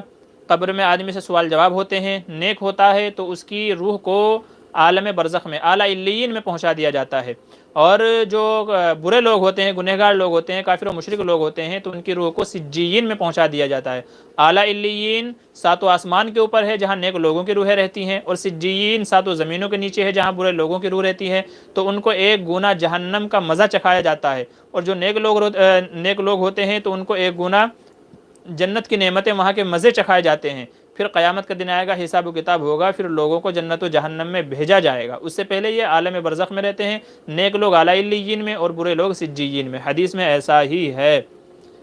اچھا کیا کہتے ہیں امتیاز علی کہہ رہے ہیں ہندوستان کے اندر کوئی مرد کسی عورت کو طلاق دے دیتا ہے تو ہندوستان کے اندر تو عورت اس کے سر پر بوجھ بن کر رہتی ہے، ایسا کیا لکھا ہے یہاں کے قانون، یہاں کے قانون کے مطابق؟ بھئی دیکھیں یہاں کا قانون کیا ہے، وہ شرعی قانون نہیں ہے، اس لیے کہ اس کا پالن کرنا ضروری نہیں ہے، شریعت ان کے حساب سے نہیں چلے گی، شرعی اعتبار سے جو مسئلہ ہے اسی اعتبار سے تو جو بندہ جتنی طلاق دے گا اتنی طلاق مانی جائے گی۔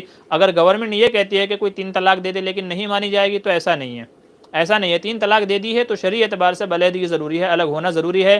گورنمنٹ نہیں مانتی تو اس کے نہ ماننے سے کوئی فرق نہیں پڑتا ہے، چونکہ گورنمنٹ یہ شریعت نہیں ہے، شرعی عدالت ہوتی، شرعی جو ہے ملک ہوتا، اسلامی ملک ہوتا، قاضی یہ فیصلہ کرتا تب تو ایک الگ بات تھی۔ یہاں کا قانون جو بتا رہا ہے، یہاں کی جو گورنمنٹ بتا رہی ہے وہ ہماری شریعت کے اگینسٹ ہے، تو اس لیے ان کی بات اس سلسلے میں نہیں مانی جائے گی، شرعی اعتبار سے جو فیصلہ ہے وہی فیصلہ اس سلسلے میں کیا جائے گا اور مانا جائے گا۔ امتیاز علی کیا کہہ رہے ہیں؟ اچھا مفتی صاحب ہٹے کٹے بھکاری کو پیسے دینا کیسا ہے؟ ہٹے کٹے بھکاری کو؟ جی آج کل ماڈرن لوگ آ گئے ہیں، ایسے لوگوں کو بھیک نہیں دینی چاہیے بلکہ ان کو تلقین کرنی چاہیے کہ جب اللہ نے آپ کو صحت دی ہے، تندرستی دی ہے تو آپ لوگ جا کر کے کمائیں۔ حلال روزی حدیث میں فرمایا گیا سب سے بہترین روزی وہ ہے جو آدمی اپنے ہاتھ سے کمائے، اور تمام انبیاء کا یہی طرز رہا ہے۔ حضور صلی اللہ علیہ وسلم نے تجارت کی ہے، حضرت داؤد علیہ السلام نے زرہیں بنا کر کے بیچی ہیں، حضرت علی رضی اللہ عنہ صحابی رسول ہے زرہیں بنا کر کے بیچتے تھے، حضرت عثمان غنی رضی اللہ عنہ بزنس کرتے تھے، تجارت کیا کرتے تھے۔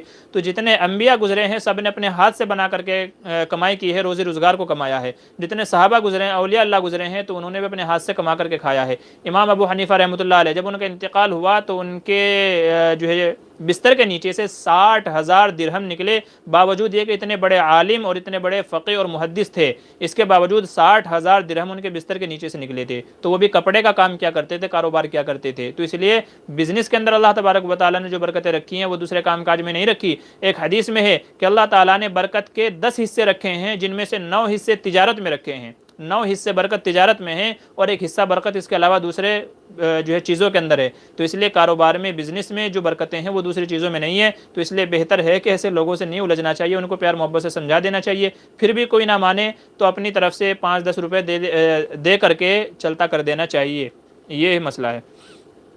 اچھا کہہ رہے ہیں کہ مفتی صاحب عارف ملک، آپ مسکراتے ہوئے کتنے اچھے لگتے ہیں، شکریہ جزاک اللہ، اللہ نظر بد سے بچائے۔ جی شکریہ جزاک اللہ۔ اچھا کہہ رہے ہیں محمد ہارون، قرآن مجید پڑھتے ہوئے سلام کا جواب دینا بار بار کیسا ہے؟ جی کچھ مواقع شریعت میں ایسے ہیں کہ ان مواقع پر اگر کوئی سلام کرے تو جواب دینا واجب نہیں ہے۔ ویسے تو سلام کا جواب دینا واجب ہے، سلام کرنا سنت اور جواب دینا واجب ہے، لیکن بعض مواقع ایسے ہیں کہ ان میں جواب دینا واجب نہیں۔ جیسے کوئی بندہ کھانا کھا رہا ہو، کوئی آ کر کے سلام کرے، کوئی بندہ وضو کر رہا ہو، کوئی آ کر کے سلام کرے، کوئی بندہ قضاء حاجت میں ہو، کوئی بندہ آ کر کے سلام کرے، کوئی بندہ نماز پڑھ رہا ہو تو کوئی آ کر کے سلام کرے، کوئی بندہ قرآن کی تلاوت کر رہا ہو۔ تو ایسے یہ تمام وہ مواقع ہیں کہ اگر کوئی سلام کرے تو جواب دینا واجب نہیں ہے، کوئی جواب نہ دے تو گنہگار نہیں ہوگا، چونکہ وہ دوسری مصروفیت کے اندر لگا ہوا ہے۔ اچھا یہ پوچھ رہے ہیں محمد مصروف، کیا غیر شادی شدہ امامت کرا سکتا ہے؟ جی بالکل، ایسا تو کہیں نہیں لکھا ہے کہ شادی شدہ امامت کرا سکتا ہے، جس کی شادی نہیں ہوئی ہے تو وہ بھی امامت کرا سکتا ہے۔ ہم نے بھی امامت اسی وقت شروع کرائی تھی جب ہماری شادی نہیں ہوئی تھی، شادی کو 2 سال ہوئے ہیں اور امامت کراتے ہوئے 6 سال ہو گئے ہیں۔ تو ایسا نہیں ہے، غیر شادی شدہ بھی امامت کرا سکتا ہے بالکل، اگر وہ نماز کے اور دوسرے مسائل سے واقف ہے، وہ عالم ہے، تو پھر وہ نماز کے پڑھا سکتا ہے، امامت کرا سکتا ہے۔ امامت کی شرائط میں کہیں بھی یہ نہیں لکھا ہے کہ غیر شادی شدہ امامت نہیں کرا سکتا، تو غیر شادی شدہ امامت کرا سکتا ہے۔ مفتی صاحب مشروم کھانا کیسا ہے؟ غفران پوچھ رہے ہیں۔ جی بھائی غفران، مسئلہ یہ ہے کہ مشروم کھانا جائز ہے، کوئی حرج نہیں ہے، البتہ بعض مشروم ایسے ہوتے ہیں جو زہریلے ہوتے ہیں، جیسے لال کلر کے ہوتے ہیں یا اور دوسرے کلر کے بعض مشروم زہریلے ہوتے ہیں، تو پہلے تحقیق کر لینی چاہیے کہ یہ زہریلا تو نہیں ہے۔ عموماً ہمارے دیار میں جو مارکیٹ کے اندر رائج ہے وہ زہریلے نہیں ہوتے، تو ان کو کھا سکتے ہیں۔ سبزی بنانی ہے یا کوئی دوسرا طریقہ ہے تو مشروم کھانا جائز ہے، حدیث میں بھی اس کا تذکرہ ہے۔ اچھا محمد سلیم پوچھ رہے ہیں مدرسے میں چندہ زکوٰۃ کی رقم محتمم صاحب کو جمع کرا دی گئی تو اس صورت میں ہیلا کرنا پڑے گا یا نہیں؟ جی بالکل، چونکہ ہم نے جو چندہ دیا ہے وہ بچوں کے تعلق سے دیا ہے، تو محتمم صاحب کو جمع کر دینا یہ کافی نہیں ہے، بلکہ آگے محتمم صاحب اگر اس کو، اصل تو یہ ہے کہ بچوں کے لیے دی گئی ہے تو بچوں پر استعمال کرنا چاہیے، لیکن اگر اس کو استاذوں کی تنخواہوں میں یا مدرسے کے جو عمارات ہیں ان میں اگر خرچ کرنا ہے تو پھر ہیلا کرنا پڑے گا، بچوں سے ہیلا کروا کر کے پھر اس کے بعد مدرسین کی تنخواہیں بھی دی جا سکتی ہیں، جو مدارس کے اور دوسرے دیگر مصرف ہیں ان میں بھی ان کو استعمال کیا جا سکتا ہے، بغیر ہیلے کے، بغیر تملیک کرائے دوسرے مصرف میں استعمال کرنا جائز نہیں، اس لیے کہ وہ پورا کا پورا حق بچوں کا ہے، بچوں ہی کے اوپر خرچ ہونا چاہیے، چاہے ان کی کتابوں میں ہو، چاہے کھانے پینے میں ہو، چاہے دوسری چیزوں کے اندر ہو، تو ہیلا کرانا چاہیے۔ اچھا کیا کہتے ہیں، چاہیے تو ہو گیا، سانس کی تکلیف کا کوئی وظیفہ بتا دیجئے حضرت جی، سانس کا وظیفہ؟ جی سانس کے وظیفے کے تعلق سے آیت الکرسی کا وہ کیجیے، آپ ورد کیجیے، آیت الکرسی زیادہ سے زیادہ پڑھنے کی کوشش کیجیے۔ اور ایک اور وظیفہ ہے، الا بذکر اللہ تطمئن القلوب، الا بذکر اللہ تطمئن القلوب، ترجمہ اس کا یہ ہے کہ لوگوں یاد رکھو دلوں کا اطمینان اللہ کے ذکر میں ہے، تو ہر نماز کے بعد 11 مرتبہ یہ پڑھنے کا معمول بنا لیجئے، اگر ہر نماز کے بعد 11 مرتبہ نہیں پڑھ سکتے تو ایک دن میں 100 مرتبہ پڑھنے کا معمول بنا لیجئے، ایک تسبیح، انشاءاللہ یہ عمل پڑھیے، دل کی بیماری ہو، سانس کی بیماریاں ہوں، تمام تکلیفیں سے دور ہو جائیں گی۔ حضرت مولانا سعد صاحب کے بارے میں کیا کہنا ہے؟ حضرت جی مولانا محمد سعد صاحب آپ کی شخصیت جو ہے وہ بڑی مختلف ہی ہے، بعض لوگ آپ کے معتقد ہیں، معتقد تو خیر اکثر لوگ ہی ہیں، دیکھیے حضرت مولانا جی محمد سعد صاحب جو ہے وہ ایک علمی گھرانے سے تعلق رکھتے ہیں، اور آپ کے بزرگوں کی بڑی قربانیاں ہیں، اور یہ کہہ لیجئے مروجہ جو جماعت کا طریقہ ہے اس میں بڑی قربانیاں ہیں آپ کی، اور ایک بڑے طبقے کو اور امت کو آپ کے ذریعے سے دین ملا ہے، لوگ صحیح راستے پر آئے ہیں۔ البتہ جیسا کہ دارالعلوم دیوبند کا فتویٰ ہے، میں اس کی روشنی میں بات کر رہا ہوں، اپنی طرف سے کوئی بات نہیں کر رہا ہوں، حضرت کے بعض بیانات ایسے ہیں جو اجماع امت سے یا جمہور علماء سے ہٹ کر کے ہیں، حضرت نے بعض آیات کی، بعض احادیث وغیرہ کی غلط تشریح کی ہے، منمانی تشریح کی ہے، جیسے اصحاب کہف کو کتے کو شیر کہہ دینا، ایسے ملٹی میڈیا فون جیب میں رکھ کر کے نماز نہ ہونے والا مسئلہ کہہ دینا، یہ اس طرح کے بعض آیتیں، بعض مسائل آپ نے ایسے بیان کیے ہیں جو جمہور علماء سے ہٹ کر ہیں۔ تو علماء دیوبند نے یہ فتوے میں اپنے ظاہر کیا تھا کہ اس طرح کے جو مسائل ہیں مولانا محمد سعد صاحب کو چاہیے کہ ان سے توبہ کریں، اور اس طرح کے مسائل جو مختلفی ہیں جن سے لوگوں میں انتشار پھیلتا ہے، ایسے مسئلے مسائل نہ بتائیں۔ آپ کی جو لائن ہے وہ الگ ہے، آپ کی لائن دعوت کی ہے، تو آپ لوگوں کو نماز روزے کے اوپر لے کر کے آئیں، لوگوں میں اصلاح کی فکر کریں، مسئلے مسائل علماء پر چھوڑ دیں، مفتیان کرام پر چھوڑ دیں، آپ اس کے اندر نہ پڑیں۔ تو بہرحال حضرت کی جو شخصیت ہے، بزرگیت ہے، اس سے انکار نہیں ہے، بس یہ ہے کہ جو مختلفی مسائل آپ کی زبان سے نکلتے ہیں حضرت کو وہ نہیں کرنا چاہیے، کیونکہ اس سے آج امت میں ہم جانتے ہیں کہ جماعت کے جو ٹکڑے ہو گئے اس کی وجہ کیا ہے۔ بہرحال میں نہیں جاؤں گا تاکہ لوگوں میں بدزنی نہ ہو جائے، لیکن بہرحال یہ ہے کہ آپ کی شخصیت سے انکار نہیں ہے، بس جو آپ نے بعض مسائل میں قرآن کریم کے آیات میں تحریف کی ہے، منمانی تشریح کی ہے، وہ صحیح نہیں کی ہے، یہ علماء دیوبند کا فیصلہ ہے۔ تو میں نے وہی بتایا جو ان لوگوں نے بتایا۔ اچھا، سلام پھیرنے کے بعد امام دائیں مقتدیوں کی طرف چہرہ کرے یا بالکل سیدھا ہو کر کے بیٹھ جائے؟ جی دونوں طرح کی اجازت ہے۔ اگر مقتدیوں کی طرف چہرہ کر کے بیٹھنا چاہے جیسے عصر کے بعد اور فجر کے بعد تو اس کی بھی اجازت ہے، سیدھا ہو کر کے بیٹھنا چاہے تو بھی اجازت ہے، دائیں بائیں ہو کر کے بیٹھنا چاہے تو اس کی بھی اجازت ہے، کوئی چیز ضروری اور لازم نہیں ہے۔ اچھا، کیا نانا سید ہو تو کیا نواسی بھی سید ہوگی جیسے زکریا علیہ السلام اور عیسیٰ علیہ السلام، کیا رشتہ ہے؟ نانا جی ابھی ذہن میں نہیں ہے، انشاءاللہ پھر بتاؤں گا، یہ تھوڑا مطلب اس کے بارے میں سوچنا پڑے گا نانا کے بارے میں۔ دادا کا تو ہے، چونکہ اسی کی نسل ہے، دادا ہے تو اسی کی نسل ہے، تو ظاہر سی بات ہے کہ کیونکہ اصل نسل باپ سے چلتی ہے، ماں سے نہیں چلتی، نسل جو ہے وہ اصل میں باپ سے چلتی ہے، تو اگر باپ سید ہے، دادا سید ہے، تب تو وہ سید کہلائے گا، لیکن اگر نانا سید ہے تو پھر شاید وہ سید نہیں کہلانا چاہیے۔ فی الحال یہ ذہن میں ہے، انشاءاللہ باقی تحقیق میں آپ کو بعد میں بتاؤں گا۔ اچھا، اور کیا پوچھ رہے ہیں کہ مسواک وضو سے پہلے یا وضو میں استعمال کریں؟ جی وضو سے پہلے اور وضو میں بہتر ہے کہ وضو میں کرنی چاہیے، جب بندہ وضو کر رہا ہے تو اس وقت اس کو مسواک کا استعمال کرنا چاہیے۔ امام شافعی رحمۃ اللہ علیہ فرماتے ہیں جب نماز کھڑی ہونے لگے تب مسواک کرنی چاہیے۔ بہرحال بہتر طریقہ یہ ہے کہ وضو کے وقت استعمال کرے، اور اگر کسی کا وضو ہے تو پھر مسجد میں داخل ہونے سے پہلے مسواک کر لے اور نماز سے پہلے مسواک کر لے، یہ بہتر ہے۔ مفتی صاحب شوگر کے لیے کوئی نسخہ بتائیں۔ شوگر کے لیے اس طرح کے جو معاملات ہیں ان میں نسخے سے زیادہ اور وظیفے سے زیادہ جو ہے وہ علاج اور پرہیز زیادہ مفید ہوتا ہے، جیسے بھاگنا، دوڑنا یا اس طرح کی ورزشیں کرنا، تو ان سے شوگر زیادہ کٹتا ہے۔ تو کچھ ہمارے جو عزیز ہیں انہوں نے جو بتایا تو وہ یہی کہتے ہیں کہ ان چیزوں میں پرہیز زیادہ بہتر ہوتا ہے بالمقابل وظائف کے، تو پرہیز آپ زیادہ کیجیے۔ باقی سورہ فاتحہ پڑھنے کا اہتمام کیجیے، سورہ فاتحہ پڑھ کر کے پانی پر دم کر کے پیتے رہیے، انشاءاللہ اس سے آپ کا مرض کٹ جائے گا۔ اچھا، کہتے ہیں تجدید نکاح کے لیے بیوی راضی نہیں ہو تو بھی شوہر نکاح ہے تجدید کیسے کرے؟ بھی تو تجدید نکاح ہے، بیوی تو پہلے سے ہی نکاح کے اندر ہے، اگر ہم کو پتہ ہے کہ بیوی پہلے سے ہی نکاح کے اندر ہے تو اس کی رضامندی کوئی ضروری نہیں ہے، اس کی طرف سے اجازت، وہ پہلے سے ہی بیوی ہے، بہرحال اگر اس کو منا لیا جائے تو اچھی بات ہے، لیکن تجدید میں کوئی ایسا خاص مسئلہ نہیں ہے۔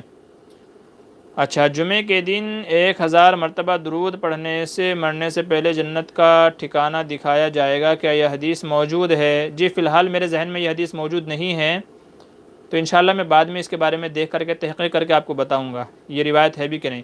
حضرت جھینگا کھانا کیسا ہے؟ ریحان جمشید پوچھ رہے ہیں بھئی جھینگا کھانا ہم احناف کے نزدیک مکروہ ہے، یہ مسئلہ پہلے بھی گزر چکا ہے، چونکہ جھینگے کے اندر وہ شرائط نہیں پائی جاتی جو مچھلی کے اندر پائی جاتی ہیں۔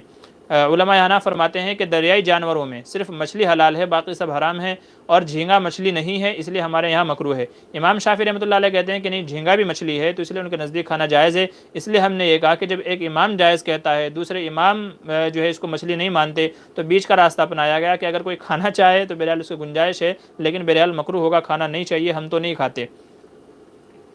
جی مفتی صاحب سر کے بال بہت جھڑتے ہیں اور بال بہت کم ہو گئے ہیں، کوئی نسخہ بتائیے۔ آپ نسخے پوچھ رہے ہیں، جتنے بھی پوچھ رہے ہیں تو سر کے بال اگر آپ کے جھڑ رہے ہیں تو آپ ایسا کیجئے، سورہ فاتحہ 7 مرتبہ سرسوں کے تیل پر پڑھ کر کے دم کر لیجئے، اور نہانے کے پہلے سر کے اندر اس کا استعمال کیجئے، سر میں مالش کیجئے، پھر اس کے بعد جا کر کے نہائیے، اور پھر واپس آنے کے بعد پھر اسی تیل کو استعمال کیجئے۔ یہ عمل آپ تقریباً 40 دن تک آپ کیجئے انشاءاللہ. 7 بار سورہ فاتحہ سرسوں کے تیل پر پڑھ کر کے نہانے سے پہلے اور نہانے کے بعد میں دونوں وقت استعمال کیجئے اور پھر مجھے بتائیے گا انشاءاللہ کہ کیا رزلٹ رہا ہے. امید ہے کہ آپ کا مسئلہ حل ہو جائے گا. السلام علیکم. مسواک کرنے کا صحیح استعمال کیسا ہے؟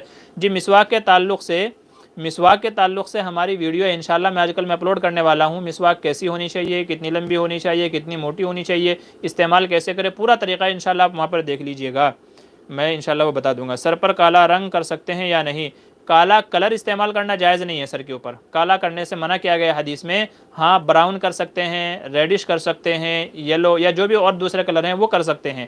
بلیک نہیں کر سکتے، چونکہ بلیک کلر کرنے سے آدمی کی اپنی عمر، جوانی یا بالوں کا کلر چھپانا ہوتا ہے، تو اس سے منع کیا گیا. حضرت ابو بکر صدیق رضی اللہ عنہ کے والد کو جب حضور صلی اللہ علیہ وسلم کی خدمت میں لایا گیا تو آپ نے فرمایا غیروا ھذا الشیب، کہ جو سفیدی ہے اس کو کسی دوسرے رنگ سے بدل دو، مطلب مہندی لگا لو. تو سب سے بہتر مہندی ہے. ہمارے بزرگ، ہمارے اکابر اکثر مہندی ہی استعمال کرتے ہیں.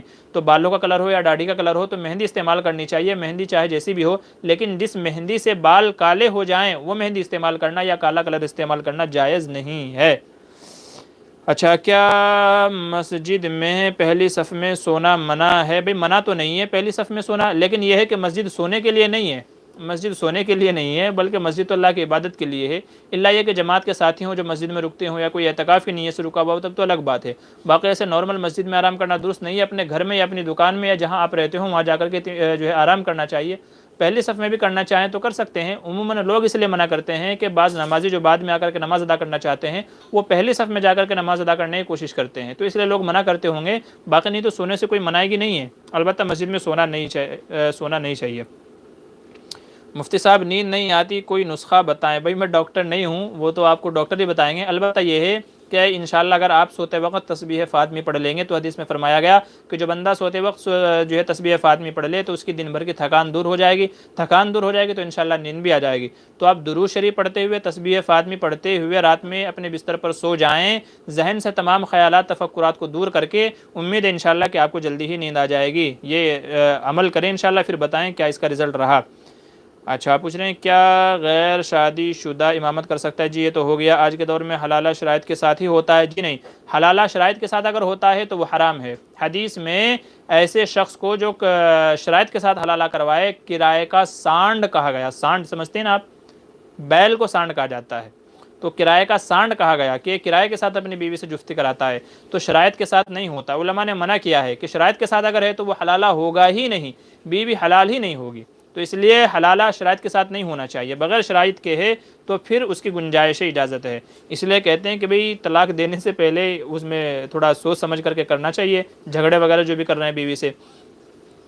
کلمات اشرفیہ میں اشرف علی تھانوی یہ کیوں کہتے ہیں میں متقی نہیں؟ جی میں دیکھیں کوئی بھی آدمی اپنے بارے میں یہ نہیں کہہ سکتا میں اللہ کا ولی ہوں. ہر آدمی یہ کہتا ہے بھائی میں تو بڑا گنہگار بندہ ہوں. ہر بندے کو اپنا خیال ہوتا ہے. اسے کہتے ہیں تواضع. آدمی تواضع کی نیت سے یہ کہے بھائی میں متقی نہیں ہوں، میں اللہ کا ولی نہیں ہوں، میں نیک نہیں ہوں، تو اسے تواضع کہتے ہیں. باقی تو اللہ ہی جانتا ہے نا کس کا کس کے نزدیک کیا مقام و مرتبہ ہے. تو یہ تواضع کے قبیل سے ہے. کون آدمی بھلا ایسا ہے؟ آپ بڑے سے بڑے اللہ والے کو لے لیجئے. میں نہیں سمجھتا کہ وہ کہہ دے کہ بھائی میں جنتی ہوں، میں اللہ کا ولی ہوں، مجھ سے گناہ نہیں ہوتا. مجھے امید ہے کوئی نہیں کہے گا. سب یہ کہیں گے یار میں تو گنہگار بندہ ہوں، پتہ نہیں اللہ تعالیٰ معاف فرمائیں گے بھی نہیں فرمائیں گے. تو اگر کوئی یہ کہتا ہے بھی میں متقی نہیں ہوں تو یہ کوئی ایسی بات نہیں ہے، اشکال والی بات نہیں ہے. اچھا جی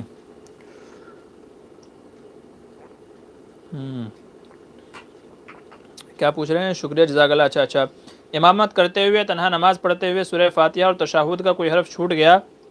اگر سورہ فاتحہ کا کوئی حرف چھوٹ جائے تو نماز سجدہ سہو سے ادا ہو جائے گی. اگر علماء فرماتے ہیں کہ سورہ فاتحہ کی ایک آیت چھوڑنا بھی موجب سجدہ سہو ہے. کتاب المسائل جلد نمبر 1 میں مفتی سلمان منصور پوری نے مسئلہ لکھا ہے. تو سورہ فاتحہ کی اگر ایک آیت بھی چھوٹ گئی تو سجدہ سہو کرنا ہوگا، نہیں تو نماز نہیں ہوگی. اور یہی حال تشہد کا بھی ہے کہ تشہد میں بھی اگر چھوٹ گیا تو دوبارہ سے اس کا اعادہ کر لیا جائے، دوبارہ سے پڑھ لیا جائے. اچھا آگے پوچھتے ہیں حضرت جی سانس کی تکلیف کا کوئی وظیفہ؟ جی بتا دیا گیا ہے. IPL کے شوقین نماز چھوڑتے ہیں ان کو نصیحت کیجئے جو لوگ نمازیں چھوڑ کر کے آئی پی ایل دیکھتے ہیں تو یاد رکھیے کہ ان کے لیے آئی پی ایل دیکھنا جائز نہیں ہے، حرام ہے۔ یہ ہمارا اس کے اوپر ایک مسئلہ ہے، بڑا تحریری مسئلہ ہے کہ آئی پی ایل میچز وغیرہ دیکھنا جائز نہیں ہے۔ پہلی وجہ یہ ہے کہ لوگ ان کے چکر میں پڑھ کر کے نمازیں چھوڑ دیتے ہیں۔ دوسری وجہ یہ ہے کہ اس میں لڑکیوں کی جو وہ گرلز کھڑی رہتی ہیں چوکا چھکا لگنے پر جو ناچتی رہتی ہیں، ڈانس کرتی رہتی ہیں، ان کو دکھایا جاتا ہے، اور ایسے ہی جو سامعین دیکھنے والے ناظرین ہوتے ہیں ان میں لڑکیاں بھی ہوتی ہیں تو ان کو دکھایا جاتا ہے، تو یہ سب حرام عمل ہوتے ہیں۔ اس میں میوزک بھی جو ہے بجتا رہتا ہے، پیچھے گانے سانگ وغیرہ بھی بجتے رہتے ہیں، تو یہ وہ تمام کام ہے کہ جن کی وجہ سے میچ وغیرہ دیکھنا، آئی پی ایل وغیرہ دیکھنا، یہ عمل جائز نہیں ہوگا۔ تو اس لیے آئی پی ایل وغیرہ کے دیکھنے والوں کے لیے نصیحت یہ ہے کہ اللہ کو ناراض کر کے آپ کہاں جانا چاہتے ہیں؟ اللہ کو اگر آپ ناراض کر دیں گے تو آپ کہاں جائیں گے؟ آپ کو کہیں بھی جگہ نہیں ملے گی، نہ دنیا میں ملے گی نہ کہیں اور ملے گی۔ محتشم پاشا السلام علیکم۔ مفتی صاحب جی وعلیکم السلام ورحمۃ اللہ وبرکاتہ۔ زمین کو اجارے پر دینا کیسا ہے؟ جی زمین کو اجارے پر دینا کرائے پر جائز ہے، لیکن یہ ہے متعین کر لیا جائے کتنے وقت کے لیے ہے، کیا اجارہ رہے گا، زمین کس کی رہے گی، کھاد کس کا رہے گا، تو تمام مسائل کو اگر طے کر لیا جائے تو پھر زمین کو اجارے پر کرائے پر دینے کی اجازت ہے۔ مرد کے لیے چاندی یا سونے کا ہار پہننا کیسا ہے؟ معین الاسلام کہتے ہیں جی ہار پہننا جائز نہیں ہے، سونے کا ہو یا چاندی کا ہو۔ مرد کے لیے سونا پہننا جائز نہیں ہے، نہ ہار کی شکل میں، نہ چین کی شکل میں، نہ انگوٹھی کی شکل میں۔ چاندی پہننے کی اجازت ہے صرف انگوٹھی کی شکل میں، وہ بھی جب کہ اس کا وزن 5 گرام سے کم ہو۔ 5 گرام سے کم وزن کی چاندی پہننے کی اجازت ہے، اور وہ بھی صرف ایک انگوٹھی ہو۔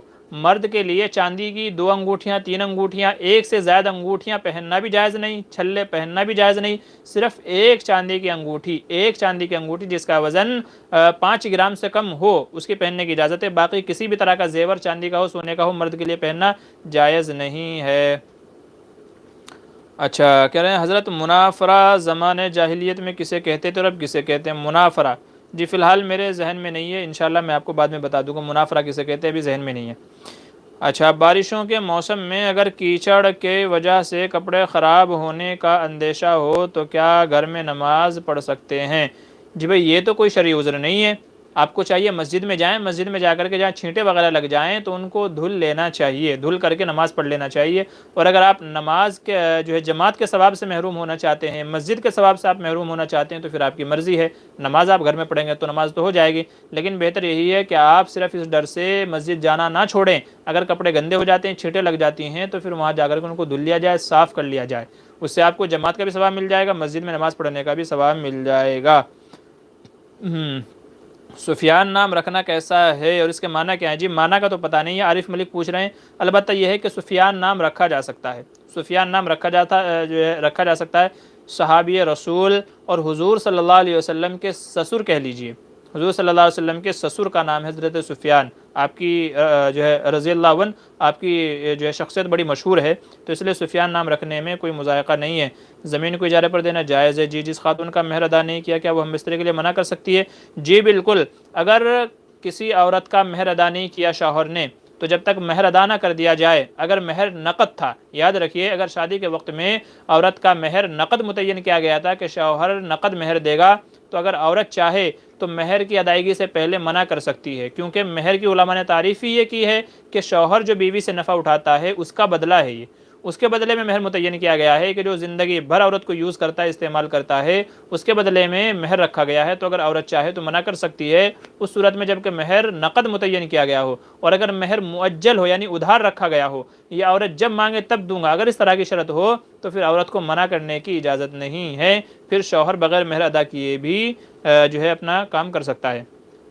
اپنا مکمل تعارف کرا دیں جی، پھر کبھی انشاءاللہ ابھی نہیں۔ حضرت اکیلے میں نماز آواز کے ساتھ پڑھ سکتے ہیں اکیلے کمرے میں؟ جی نہیں، رات کی جو نمازیں ہیں ان میں علماء نے اجازت دی ہے، جیسے مغرب عشاء ہے، اگر آدمی چاہے تو تھوڑی آواز سے قرات کر سکتا ہے، لیکن دن کی جو نمازیں ہیں آدمی کو چاہیے کہ آہستہ ہی قرات کے ساتھ نماز ادا کرنی چاہیے، ظہر ہے، عصر ہے یا دوسری نمازیں ہیں، تو افضل طریقہ یہی ہے کہ نمازیں چاہے وہ جہری ہوں چاہے سری ہوں، اگر اکیلا بندہ پڑھ رہا ہے تو پھر آہستہ ہی قرات کرنی چاہیے، لیکن جو رات کی نمازیں ہیں جیسے مغرب عشاء وغیرہ ہے تو اگر ان میں چاہے تو ہلکی آواز سے بھی قرات کی اجازت ہے۔ مفتی صاحب داخلہ مظاہر میں داخلے کی کیا شرائط ہیں؟ جی مظاہر میں داخلے کی کیا شرائط ہیں وہ آپ وہاں سے معلوم کرا لیجئے، ان کا باقاعدہ ایک وہ آتا ہے داخلے کا ایک ہوتا ہے 3-4 پیجز پہ مکمل جو مشتمل ہوتا ہے، تو اس میں داخلے کی شرائط لکھی ہوئی ہوتی ہیں، شرائط داخلہ مظاہر علوم، آپ حاصل کر لیجئے PDF وغیرہ میں، آپ کو مل جائے گا، نیٹ وغیرہ سے انشاءاللہ مل جائے گا۔ کیا حضرت ذوالقرنین نبی تھے؟ یہ بھی اختلافی مسئلہ ہے کہ حضرت ذوالقرنین نبی تھے یا نہیں۔ جمہور کا فیصلہ یہ ہے کہ وہ نبی نہیں تھے بلکہ ایک نیک دل بادشاہ تھے۔ وَيَسْأَلُونَكَ عَنْ ذِي الْقَرْنَيْنِ جو ہے 16ویں پارے میں ان کا ذکر ہے، تو وہ ایک نیک دل بادشاہ تھے، عادل بادشاہ تھے۔ جمہور کی رائے یہ ہے کہ وہ نبی نہیں تھے، اگرچہ بعض لوگوں نے کہا ہے کہ وہ نبی تھے، لیکن صحیح بات یہ ہے کہ وہ نبی نہیں تھے بلکہ ایک نیک عادل بادشاہ تھے۔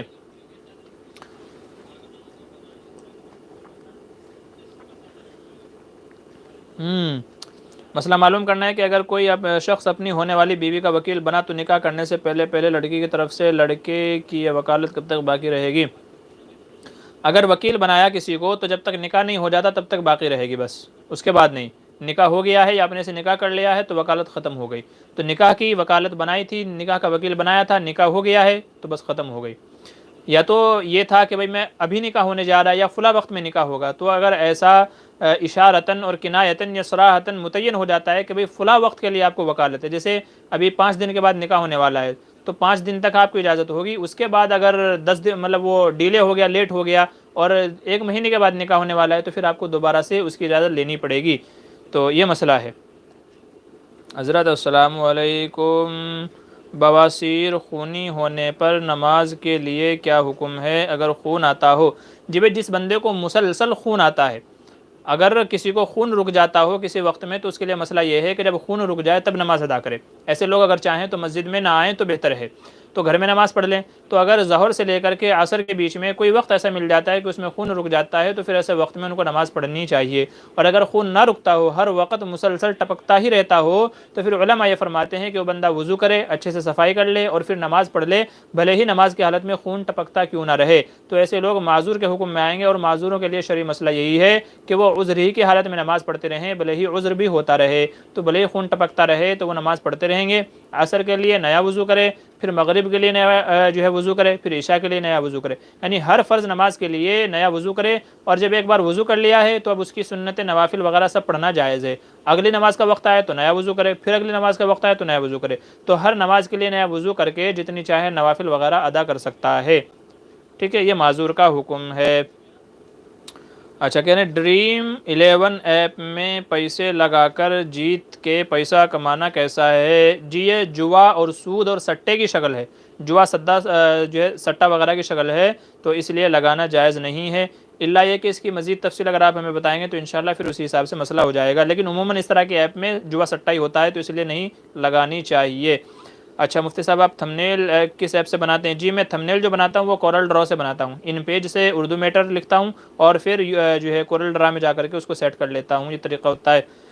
اور کیا پوچھ رہے ہیں؟ جی ہو گیا نوید، حضرت غلطی سے 4 رکعت کی جگہ 5 رکعت نماز پڑھائی تو کیا کرنا ہوگا؟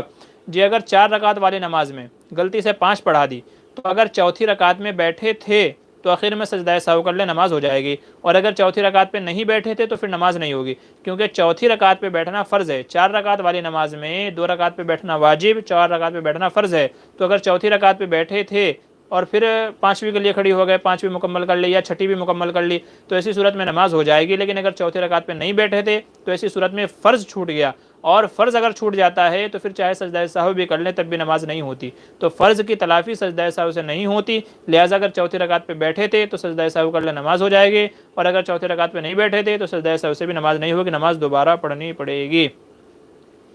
اچھا محمد حسین ہیں،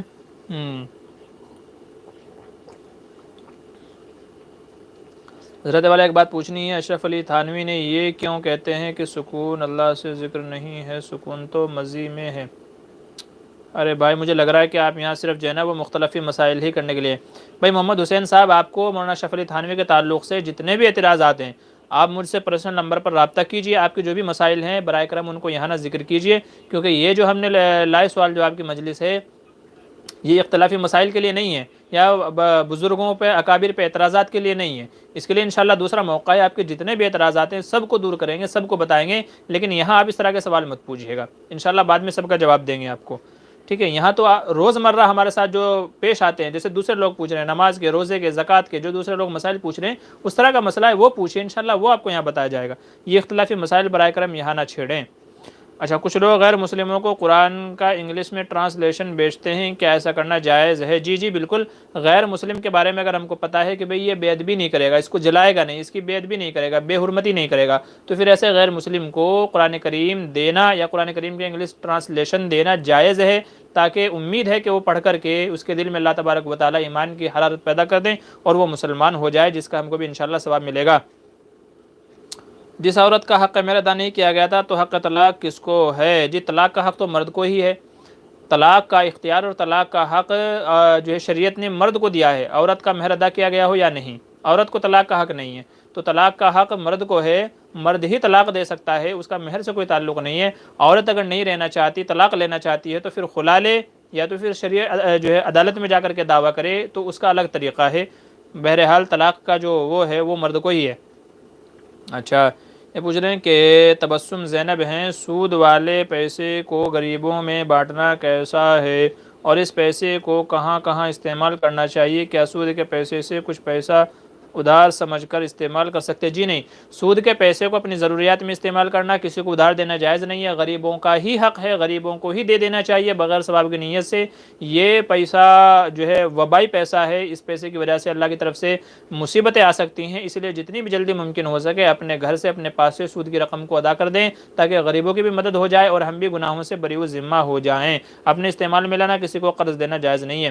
مفتی صاحب، سورہ فاتحہ کی مکمل آیت نہیں، صرف ایک حرف چھوٹا ہے تو کیا حکم ہوگا؟ یار ایک حرف کیسے چھوٹ جائے گا؟ بہرحال ایک آیت چھوٹنے کا علماء نے کہا ہے، سورہ فاتحہ کا حرف چھوٹا، دیکھیں مکمل مسئلہ صحیح طریقے سے میرے ابھی ذہن میں نہیں ہے، آیت کا تو مجھے پتہ ہے، لیکن اگر ایک حرف کوئی چھوٹا ہے تو اس کے بارے میں فی الحال میرے ذہن میں نہیں ہے، انشاءاللہ میں آپ کا اس کو جو ہے بعد میں بتا دوں گا۔ فرض نماز کے بعد اجتماعی دعا کرنا ثابت ہے کہ نہیں؟ جی فرض نماز کے بعد اجتماعی دعا ثابت کرنا نبی کریم صلی اللہ علیہ وسلم سے ثابت نہیں ہے۔ ہمارے دیار میں جس کو لوگ اجتماعی شکل سمجھتے ہیں وہ دراصل اجتماعی نہیں ہے، ہر بندہ اپنی اپنی دعا مانگتا ہے۔ نیز اس کی ایک وجہ یہ بھی ہے کہ اگر کوئی اٹھ کر کے جانا چاہے تو جا سکتا ہے، کوئی مانگنا چاہے تو مانگ سکتا ہے۔ کتنے لوگوں کو ہم نے ایسا دیکھا ہے کہ امام صاحب نے جو ہے دعا ختم بھی کر دی مگر پھر بھی وہ لوگ مانگتے رہتے ہیں۔ تو ہمارے دیار میں جسے لوگ اجتماعی شکل کہتے ہیں تو وہ اجتماعی نہیں ہے، ہر بندہ اپنی انفرادی دعا مانگ رہا ہے، لیکن اگر کوئی دیکھنے والا دیکھے گا تو وہ جو ہے وہ اجتماعی شکل دکھائی دیتی ہے، حالانکہ وہ اجتماعی شکل ہوتی نہیں ہے، اس لیے اس کو اجتماعی شکل پر فٹ کر کے پھر اس کے اوپر بدعت کا حکم لگانا یہ غلط ہے۔ تو اس لیے بہرحال جو ہے اجتماعی جو دعا کا مسئلہ ہے وہ یہ ہے، البتہ مانگنا بہتر ہے، مانگ لینی چاہیے۔ حدیث میں فرمایا گیا سب سے زیادہ دعا نمازوں کے بعد قبول ہوتی ہے، اس لیے ہر آدمی مانگتا ہے، جب سب کے سب مانگیں گے تو وہ اجتماعی شکل خود بخود بن جائے گی، جس کی ایک گناہ اجازت ہے۔ جی ذرا وہ لگا دیں، پاور بینک لگا دیں، پاور بینک۔ آپ کے دن رات کے مطالعے کتنے گھنٹے ہیں؟ دن رات کے مطالعے کتنے گھنٹے ہیں؟ بھائی میرا زیادہ تر وقت تو مطالعے میں ہی گزرتا ہے، لوگ مسئلے مسائل پوچھتے رہتے ہیں تو اس لیے کسی نہ کسی کتاب کا یا جو ہے کسی نہ کسی اس کا مجھے مطالعہ کرنا ہی پڑتا ہے۔ کئی ہزار سے زیادہ کتابیں میرے لیپ ٹاپ میں موجود ہیں اور کئی سو کتابیں میرے موبائل کے اندر موجود ہیں، تو اس لیے جو ہے میں مطالعہ کرتا ہی رہتا ہوں الحمدللہ۔ اچھا، اور کیا پوچھ رہے ہیں کہ حضرت شادی کے پہلے رات روم سجانا ضروری ہے کیا یا نہیں؟ جی نہیں، شادی کی پہلی رات میں روم سجانا یہ فضول خرچی اور اسراف کے قبیل سے ہے، اسراف کے قبیل سے ہے۔ ہاں ہلکی پھلکی کی اجازت ہے، لیکن لوگ جو اتنے پھول بوٹے نقش و نگار کرتے ہیں، یہ لاؤ وہ لاؤ، تو یہ سب اسراف و فضول خرچی، اس سے بچنا چاہیے، سیدھے سادے انداز میں اپنا کرنا چاہیے۔ زندگی بھر ایسا تھوڑا ہی ہوتا ہے، تو زندگی بھر جیسے ہم کو کرنا ہے، زندگی گزارنی ہے، تو اسی اعتبار سے آج کی پہلی رات بھی ہونی چاہیے۔ تھوڑا بہت کی اجازت ہے لیکن بہت زیادہ کی اجازت نہیں ہے۔ سمجھ میں آتا ہے کہ بھئی یہ اسراف کیا گیا ہے، فضول خرچی کیا گیا ہے، وہ سمجھ میں آتا ہے، ٹھیک ہے، تو اس کی اجازت نہیں ہے۔ مسجد کے نل سے پانی گھر لے جانا کیسا ہے، جبکہ یہ پانی مسجد کی ٹنکی میں لانے کے لیے مسجد کا کوئی خرچہ نہیں ہوا ہے؟ دیکھیں اگر کوئی نل مسجد والوں نے مسجد کی ضروریات کے لیے لگایا ہے تو مسجد کے ذمہ داروں کی اجازت کے بغیر اپنے گھر میں اس کا استعمال جائز نہیں ہے۔ اور اگر کوئی نل BMC وغیرہ کی طرف سے یا کسی صاحب خیر نے لگوایا ہے اور اس کی طرف سے اجازت ہے کہ مسجد والے بھی اس سے فائدہ اٹھا سکتے ہیں اور گاؤں والے بھی اس سے جو ہے استعمال کر سکتے ہیں، تو پھر اس پانی کا استعمال دونوں کے لیے جائز ہوگا، گھر بھی لے جا سکتے ہیں۔ حضرت فجر، مغرب اور عشاء کی سنت اور نوافل میں قرأت کر سکتے ہیں؟ محمد وسیم کہہ رہے ہیں جی نہیں، نوافل میں نہیں کرنی چاہیے، آہستہ ہی قرأت کرنی چاہیے، فجر ہو مغرب ہو اور اس کی ہو تو آہستہ ہی قرات کرنی چاہیے، اور آہستہ کی علماء نے یہ مقدار بیان کی ہے کہ آدمی جو پڑھ رہا ہے وہ خود کو سنائی دو، جو پڑھ رہا ہے وہ خود کو سنائی دے تو یہ زور سے ہی ہو جاتی ہے، تو اس لیے بس اتنی ہی آہستہ آواز سے پڑھنی چاہیے، اس سے زیادہ زور سے پڑھنا یہ مناسب نہیں ہے۔ اچھا، سونے سے پہلے چہل قدمی کرنا سنت ہے؟ جی، شام کا کھانا کھانے کے بعد چہل قدمی آدمی کو کرنی چاہیے، یہ طبی اعتبار سے بھی بہت مفید ہے اور بہت فائدہ مند ہے، تو اس لیے دوپہر کے کھانے کے بعد میں قیلولہ کرنا اور رات کو چہل قدمی کرنا کھانے کے بعد میں، یہ کھانے کے لیے ہضم ہے، اس سے نیند اچھی آتی ہے، ٹھیک ہے، اور اس کے بہت سارے دوسرے فوائد ہیں، تو اس لیے چہل قدمی کرنا چاہیے۔ حدیث میں ذکر ہے کہ نہیں، فی الحال میرے ذہن میں نہیں ہے، انشاءاللہ بعد میں بتا دوں گا۔ محمد وسیم اپنا موبائل نمبر، جی ہمارا موبائل نمبر ہماری دوسری ویڈیو سے لے لیجئے، بعض ویڈیو کے اندر ہمارا نیچے جو ہے نام لکھا ہوا ہے اور موبائل نمبر بھی ہے۔ مفتی صاحب، جس کو گیس کی بیماری ہو مسجد میں نماز پڑھ سکتا ہے یا نہیں؟ جی، اگر کسی کو زیادہ گیس کی بیماری ہے، اگر زیادہ گیس کی بیماری ہے تو پھر ایسے لوگوں کو گھر میں نماز پڑھنی چاہیے، کیونکہ وہ مسجد میں آ کر کے نماز پڑھیں گے تو دوسرے لوگوں کے لیے تکلیف اور ایذا کا بھی ذریعہ بنے گا، تکلیف اور ایذا کا بھی ذریعہ بنے گا، اور یہ ہے کہ خود اس کو بھی کبھی کبھی شرمندگی ہو سکتی ہے، تو اس لیے اس عمل سے بچنے کے لیے اس طرح کے جو لوگ ہیں تو ان کو گھر میں نماز پڑھ لینا چاہیے، یہ بہتر ہے۔ مسرور احمد بدر، السلام علیکم۔ جی وعلیکم السلام ورحمۃ اللہ وبرکاتہ۔ محمد وسیم پوچھ رہے ہیں حضرت آپ لائیو کب تک رہیں گے؟ جی میں لائیو بس 2-4 منٹ اور ہوں انشاءاللہ، پھر ہماری عشاء کی نماز کا وقت ہونے والا ہے، تو اس لیے جو ہے ہم پھر لائیو نہیں رہیں گے۔ شوہر کی غیر موجودگی میں، جی شادی کے بعد شوہر کی غیر موجودگی میں بیوی کہاں رہے؟ تو اس کا جواب یہ ہے کہ شوہر کے گھر میں رہے گی۔ جب شادی کر لی ہے تو اب بیوی کی تمام تر ذمہ داریاں شوہر کی ہیں، اس لیے شوہر کے گھر میں رہے گی، جہاں شوہر رہتا ہے اس کے تمام اخراجات شوہر کے ذمے ہیں، چونکہ شادی کے بعد تمام اخراجات تمام ذمہ داریاں شوہر کی ہو جاتی ہیں، تو اس لیے شوہر اس کی ذمہ داریاں اٹھائے گا، خرچے پانے کا انتظام کرے گا، نان نفقے کا بھی انتظام کرے گا، اس لیے حدیث میں فرمایا گا یا معاشر الشباب من استطاع منکم الباءۃ فلیتزوج، کہ جس کے اندر بیوی کے نان نفقے اخراجات وغیرہ کی جس کے اندر صلاحیت پیدا ہو جائے تو پھر اس کو چاہیے کہ وہ شادی کر لے۔ تو علماء فرماتے ہیں کہ شادی آدمی کو جب ہی کرنی چاہیے جب وہ بیوی کے لیے رہنے کے لیے گھر اور اس کے لیے کپڑے کے انتظام اور کھلانے پلانے کے انتظام جب کر سکے تبھی اس کو شادی کرنی چاہیے، اور اگر اس کے اندر یہ ہمت نہیں ہے تو پھر خود تو بوجھ تھا ہی گھر والوں کے اوپر، بیوی کو لا کے کیوں بوجھ بنا رہا ہے؟ پھر گھر والوں کو لا کر کے گھر والوں پر لا کر کے بیوی کو بوجھ نہیں بنانا چاہیے، کہ خود کا خرچہ بھی گھر والے اٹھا رہے تھے، بیوی کو لے کر کے آ گیا، اب اس کے بھی خرچہ جو ہے وہ لوگ اٹھا رہے ہیں، تو یہ بہتر نہیں ہے، صحیح نہیں ہے۔ تو جب اخراجات اس کے اندر اٹھانے کی ہمت ہو جائے تبھی شادی کرے، تو اس لیے شوہر کہیں باہر رہتا ہو کہیں اور رہتا ہو تو اس کے اخراجات تمام کے تمام شوہر اٹھائے گا اور وہ شوہر کے گھر میں رہے گی، اب چاہے شوہر نے اس کے لیے علیحدہ سے گھر لیا ہو یا تو جوائنٹ فیملی ہو، اکٹھے وہ لوگ رہتے ہوں۔ جی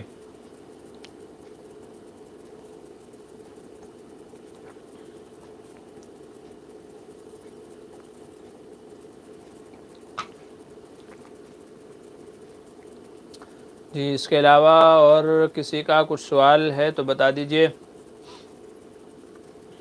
پھر نماز کا وقت ہمارے ہونے والا ہے۔ جی، طالب علم کو تبلیغ میں جانا چاہیے کہ نہیں؟ جی، طالب علم کو تبلیغ میں نہیں جانا چاہیے، وہ علم حاصل کرنے کے لیے آیا ہے تو سب سے پہلے علم حاصل کرے، جب علم حاصل ہو جائے پھر زندگی پڑی ہے چاہے جہاں جو ہے جاتا رہے۔ اس سلسلے میں دارالعلوم والوں نے بڑا اچھا فیصلہ کیا تھا ابھی پچھلے زمانے میں، ان لوگوں نے کہا تھا کہ جو پڑھنے کے لیے آیا ہے اس کو پڑھنا چاہیے، اگر دارالعلوم کا کوئی طالب علم تبلیغی سرگرمیوں میں پایا گیا تو اس کا اخراج کر دیا جائے گا۔ یہ صحیح بات ہے، وہ علم حدیث علم دین حاصل کرنے آیا ہے تو پہلے اس کو حاصل کر لے، کیونکہ یہ چیز ہے تبلیغ میں جائے گا، چلے میں جائے گا، 4 مہینے میں لائے گا تو یہ علم دین حاصل کرنے سے رکاوٹ بنے گی، معنی بنے گی، تو اس لیے طلباء کو تبلیغ میں نہیں جانا چاہیے، علم حاصل کرنا چاہیے، جب پڑھ کر کے فارغ ہو جائیں پھر زندگی پڑھیے، زندگی لگائیں، کون منع کرتا ہے، لیکن جب آپ اس وقت جس کام کے لیے آئے ہیں علم حاصل کرنے کے لیے اس پر توجہ دیں۔ لڑکے کا اچھا سا نام بتاؤ؟ جی فیروز خان، جی لڑکا ہو یا لڑکی ہو ان کا نام صحابہ کے نام پر رکھنا چاہیے، صحابہ کے نام پر اپنے بچوں کا نام رکھنا چاہیے، تو یہ سب سے بہتر ہے، جو بدری صحابہ ہیں صحابیات ہیں تو ان کا اس کے اوپر رکھنا چاہیے نام، یہ سب سے بہتر ہے۔ چلیے ہو گیا تبلیغ جماعت میں یہ بھی ہو گیا۔ میں نے سنا ہے سود والے پیسوں سے نلی یا پھر باتھ روم بنوانا نہیں جی تبسم زینب، سود والے پیسوں کو نالی وغیرہ بنوانا یا بیت الخلاء وغیرہ بنوانا یہ بھی جائز نہیں ہے، بلکہ غریبوں کا ہی حق ہے۔ جو لوگ یہ سمجھتے ہیں گندی جگہ استعمال کر دیں، نہیں، گندی جگہوں پہ بھی آپ استعمال نہیں کر سکتے، بیت الخلاء ہو، نالی بنوانا ہو، سڑک بنوانا ہو تو اس طرح کی جگہ بھی استعمال نہیں کر سکتے، وہ غریبوں کا حق ہے، غریبوں کو ہی دیا جائے گا۔ کیا قبر پہ پودا لگا سکتے ہیں؟ جی ہاں لگا سکتے ہیں، تقریباً آپ کے پاس کتنی کتابیں؟ جی میرے پاس تو کئی ہزار کتابیں ہیں، تقریباً امید ہے انشاءاللہ 10,000 سے زیادہ کتابیں میرے پاس موجود ہیں۔ اچھا، قبر پر پیڑ لگا سکتے ہیں؟ جی لگانے کی اجازت ہے، لگا سکتے ہیں جی۔ اچھا، کمر میں تکلیف کی بنا پر کیا اشارے سے نماز پڑھ سکتے ہیں؟ وہ کون سی وجوہات ہے جن کی بنا پر اشارے سے نماز پڑھنے کی اجازت ہے؟ جی اس سلسلے میں ہمارا مفصل ویڈیو موجود ہے اشارے سے نماز پڑھنے والا، تو اس میں دیکھ لیجئے، وہاں آپ کو مل جائے گا۔ مختصراً یہ بتا دوں کہ اگر آدمی رکوع سجدہ کرنے پر قادر نہ ہو، رکوع سجدہ کرنے پر قادر نہ ہو تو پھر بیٹھ کر کے نماز پڑھے، بیٹھ کر کے بھی نماز نہیں پڑھ سکتا تو پھر اشارے سے نماز پڑھے۔ تو اگر آدمی رکوع سجدے پر بیٹھ کر کے نماز پڑھنے پر قادر نہ ہو تو پھر اشارے سے نماز پڑھے۔ اشارے سے نماز پڑھنے کا طریقہ کیا ہے؟ ہماری ویڈیو ہے مکمل، اس کو دیکھ لیجئے گا وہاں جا کر کے۔ اچھا، کیا پوچھ رہے ہیں اور آگے کہ نماز میں قرات مکمل کرتے ہوئے دانتوں میں اٹکی چیز نکلنے کی بار بار کوشش کرنا جس سے نماز میں بے توجہی ہو جائے، نماز ہوگی یا نہیں؟ بھئی نماز تو ہو جائے گی لیکن مکروہ ہوگی۔ بار بار اگر آپ اس طرف جا رہے ہیں تو ظاہر سی بات ہے کہ نماز کے اندر خشوع خضوع پیدا نہیں ہوگا جو نماز کے اندر مقصود ہے، تو اس لیے بار بار دانت میں اٹکی ہوئی چیز کو نکالنا یا نکال کر کے نگل لینا یہ درست نہیں ہے۔ اگر دانتوں میں کوئی ایسی چیز اٹکی ہوئی تھی جو چنے کی مقدار سے زیادہ بڑی تھی، نکال کر کے نگل لیا، علماء کہتے ہیں نماز ٹوٹ جائے گی، اور اگر چنے کی مقدار سے کم تھی، نکال کر کے نگل لیا تو نماز ہو جائے گی۔ اور اگر بار بار اس کو نکالنے کی کوشش کر رہا ہے تو یہ مکروہ ہے، کیونکہ پھر نماز سے خشوع خضوع نکل جائے گا، اور جب نماز سے خشوع خضوع نکل جائے گا تو پھر نماز ہی کہاں رہی، اس کا مکمل ثواب ہی نہیں ملے گا، تو اس لیے ایسا نہیں کرنا چاہیے۔ اچھا، نماز میں سلام پھیرنے سے پہلے شہادت کی انگلی کو کب کھولنا چاہیے؟ جی جب ایک بار آپ نے حرکت بنا لی ہے اس طریقے سے، جب آپ نے مٹھی بنا لی ہے اشہد ان لا الہ الا اللہ کے اوپر، جب آپ نے انگلی مٹھی بنا لی ہے تو سلام پھیرنے تک یہی حالت برقرار رکھنی چاہیے۔ جب سلام پھیر دیں اس کے بعد ہاتھ کھول لینا چاہیے، سلام پھیرنے سے پہلے نہیں کھولنا چاہیے۔ علماء نے یہی اپنی کتابوں کے اندر لکھا ہے اور یہی بہتر طریقہ ہے، مسنون طریقہ ہے۔ جی اس کے علاوہ اور کسی کا کیا سوال ہے؟ وقت ہو گیا ہے۔ جی جی بالکل وقت ہو گیا ہے۔ نماز میں اگر سورہ ناس پڑھیں تو کیا مفلحون تک پڑھنا ضروری ہے یا نہیں؟ جی نہیں، نماز میں مفلحون تک پڑھنا ضروری نہیں ہے۔ اگر کسی نے پہلی رکعت میں سورہ فاتحہ پڑھی تو دوسری میں بھی سورہ ناس پڑھی تو پہلی رکعت میں سورہ ناس پڑھی، دوسری میں بھی وہی پڑھے، تیسری میں بھی وہی پڑھے، چوتھی میں بھی وہی پڑھے۔ ہاں تراویح کے اندر جو پڑھتے ہیں، تراویح کے اندر جو ہے سورہ ناس کے بعد مفلحون تک پڑھتے ہیں، تو اصل میں اس کی وجہ یہ ہے کہ قرآن مکمل ہو گیا ہے، دوسرا ہم نے شروع کر دیا ہے اور انشاءاللہ اس کو بھی ہم مکمل کریں گے۔ بہرحال اس پہ کہ سورہ تراویح میں مفلحون تک کیوں پڑھتے ہیں تو اس سلسلے میں ہماری ایک مفصل ویڈیو موجود ہے، اس کو دیکھ لیجئے گا ہمارے یوٹیوب چینل لسٹ میں جا کر کے انشاءاللہ، تو وہاں اس کی وجہ آپ کو مل جائے گی کہ کیوں ایسا کرتے ہیں، اس کی وجہ کیا ہے۔ اور کیا پوچھ رہے ہیں؟ جی اور کوئی اور سوال ایسا نہیں ہے۔ چلیے 8:44 ہو گیا تو عمر فاروق رضی اللہ عنہ کی مونچھیں کیسے؟ بھائی ہمیں پتہ نہیں ہے ان کی مونچھیں کیسی تھی، مونچھیں کیسی تھی میرے علم میں فی الحال کوئی ایسی وہ نہیں ہے، کوئی اس طرح کی چیز نہیں ہے جس سے میں آپ کو بتا سکوں کہ حضرت عمر کی مونچھیں کیسی تھی۔ باقی یہ ہے، غالب گمان یہ ہے کہ جب حدیث میں یہ فرمایا گیا کہ مونچھوں کو پست کرو یعنی چھوٹے رکھو، تو غالب گمان یہ ہے کہ وہ چھوٹی ہی مونچھیں رکھتی تھی۔ ایسے میں رہنا جائز ہے یا نہیں؟ کیا کہہ رہے ہیں؟ لیز میں رہنا، لیز کیا کہہ رہے ہیں آپ؟ ذرا اس کی تھوڑی سی وضاحت کر دیجئے تو انشاءاللہ میں اس کا مسئلہ پھر آپ کو تفصیل سے بتا دوں گا۔ لیز کیا کہہ رہے ہیں آپ؟ تھوڑی سی وضاحت بھی کر دیا کریں، جو اس طرح کے سوالات ہیں تو سوالات جو اس طرح کے ہیں تو ان کی تھوڑی سی وضاحت کر دیا کریں انشاءاللہ۔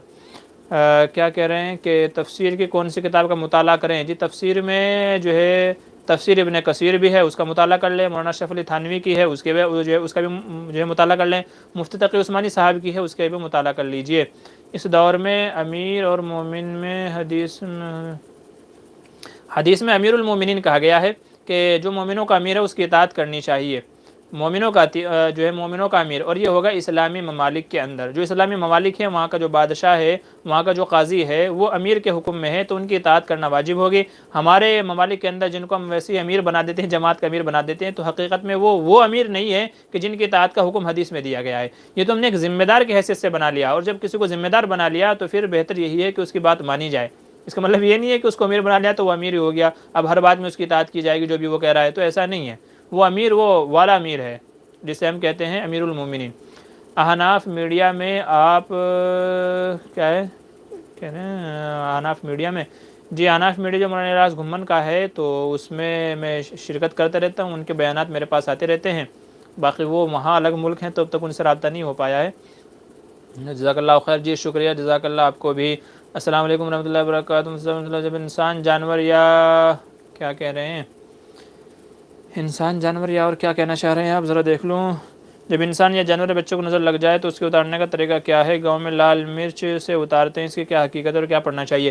جس 7 مرچ لیتے ہیں، 7 لال مرچ لیتے ہیں اور ہر مرچ پر 1 مرتبہ سورہ فاتحہ پڑھتے ہیں، پھر اس کو جلا دیا جاتا ہے تو انشاءاللہ اس سے نظر اتر جائے گی. یہ ہمارے استاد محترم نے ہم کو بتایا تھا. بہرحال نظر بد اتارنے کا طریقہ، اس کے اوپر شاید ہماری 3 ویڈیو موجود ہیں. نظر بد اتارنے کا یا کسی کو نظر لگ جائے اس کے اتارنے کا طریقہ کیا ہے، تو تقریباً 3 ویڈیو ہماری موجود ہیں. انشاءاللہ وہ دیکھ لیجئے، وہاں آپ کو اس کے بہت سارے طریقے آپ کو مل جائیں گے. اچھا، اس دور میں امیر المومنین فی الحدیث کون ہیں؟ جی، اس دور میں امیر المومنین فی الحدیث کون ہیں؟ یہ ہم نے آپ کو مسئلہ یہ کیا کہتے ہیں، اس کے اوپر ابھی ہم نے ویڈیو ڈالی تھی. مفتی سعید احمد صاحب پالن پوری نور اللہ مرقدہ، انہوں نے فرمایا تھا کہ شیخ الحدیث جون پوری رحمۃ اللہ علیہ، شیخ یونس جون پوری رحمۃ اللہ علیہ، جن کا انتقال ہو چکا ہے، وہ فرماتے تھے کہ یا تو وہ تھے یا تو پھر شیخ عاقل صاحب، جو اس وقت مدرسہ مظاہر العلوم جدید کے اندر جو ہے یہ شیخ الحدیث بھی ہیں، صدر مدرس بھی ہیں، تو اس وقت یا تو پھر وہ ہیں بقول حضرت مفتی سعید احمد صاحب پالن پوری. باقی تو یہ ہے کہ کسی کے علم کو ناپا نہیں جا سکتا. وفوق کل ذی علم علیم.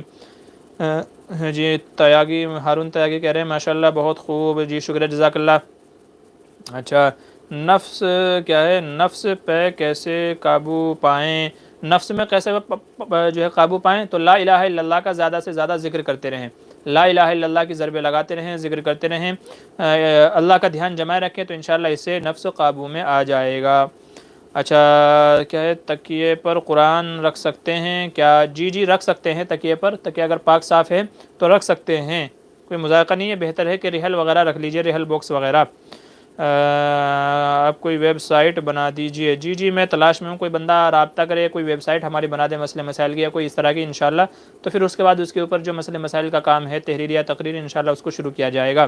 تو کوئی صاحب تیار ہوں تو بتا دیجیے گا، ہم سے رابطہ کر لیجیے گا، انشاءاللہ ان کو بتا دیں گے کیا کرنا ہے.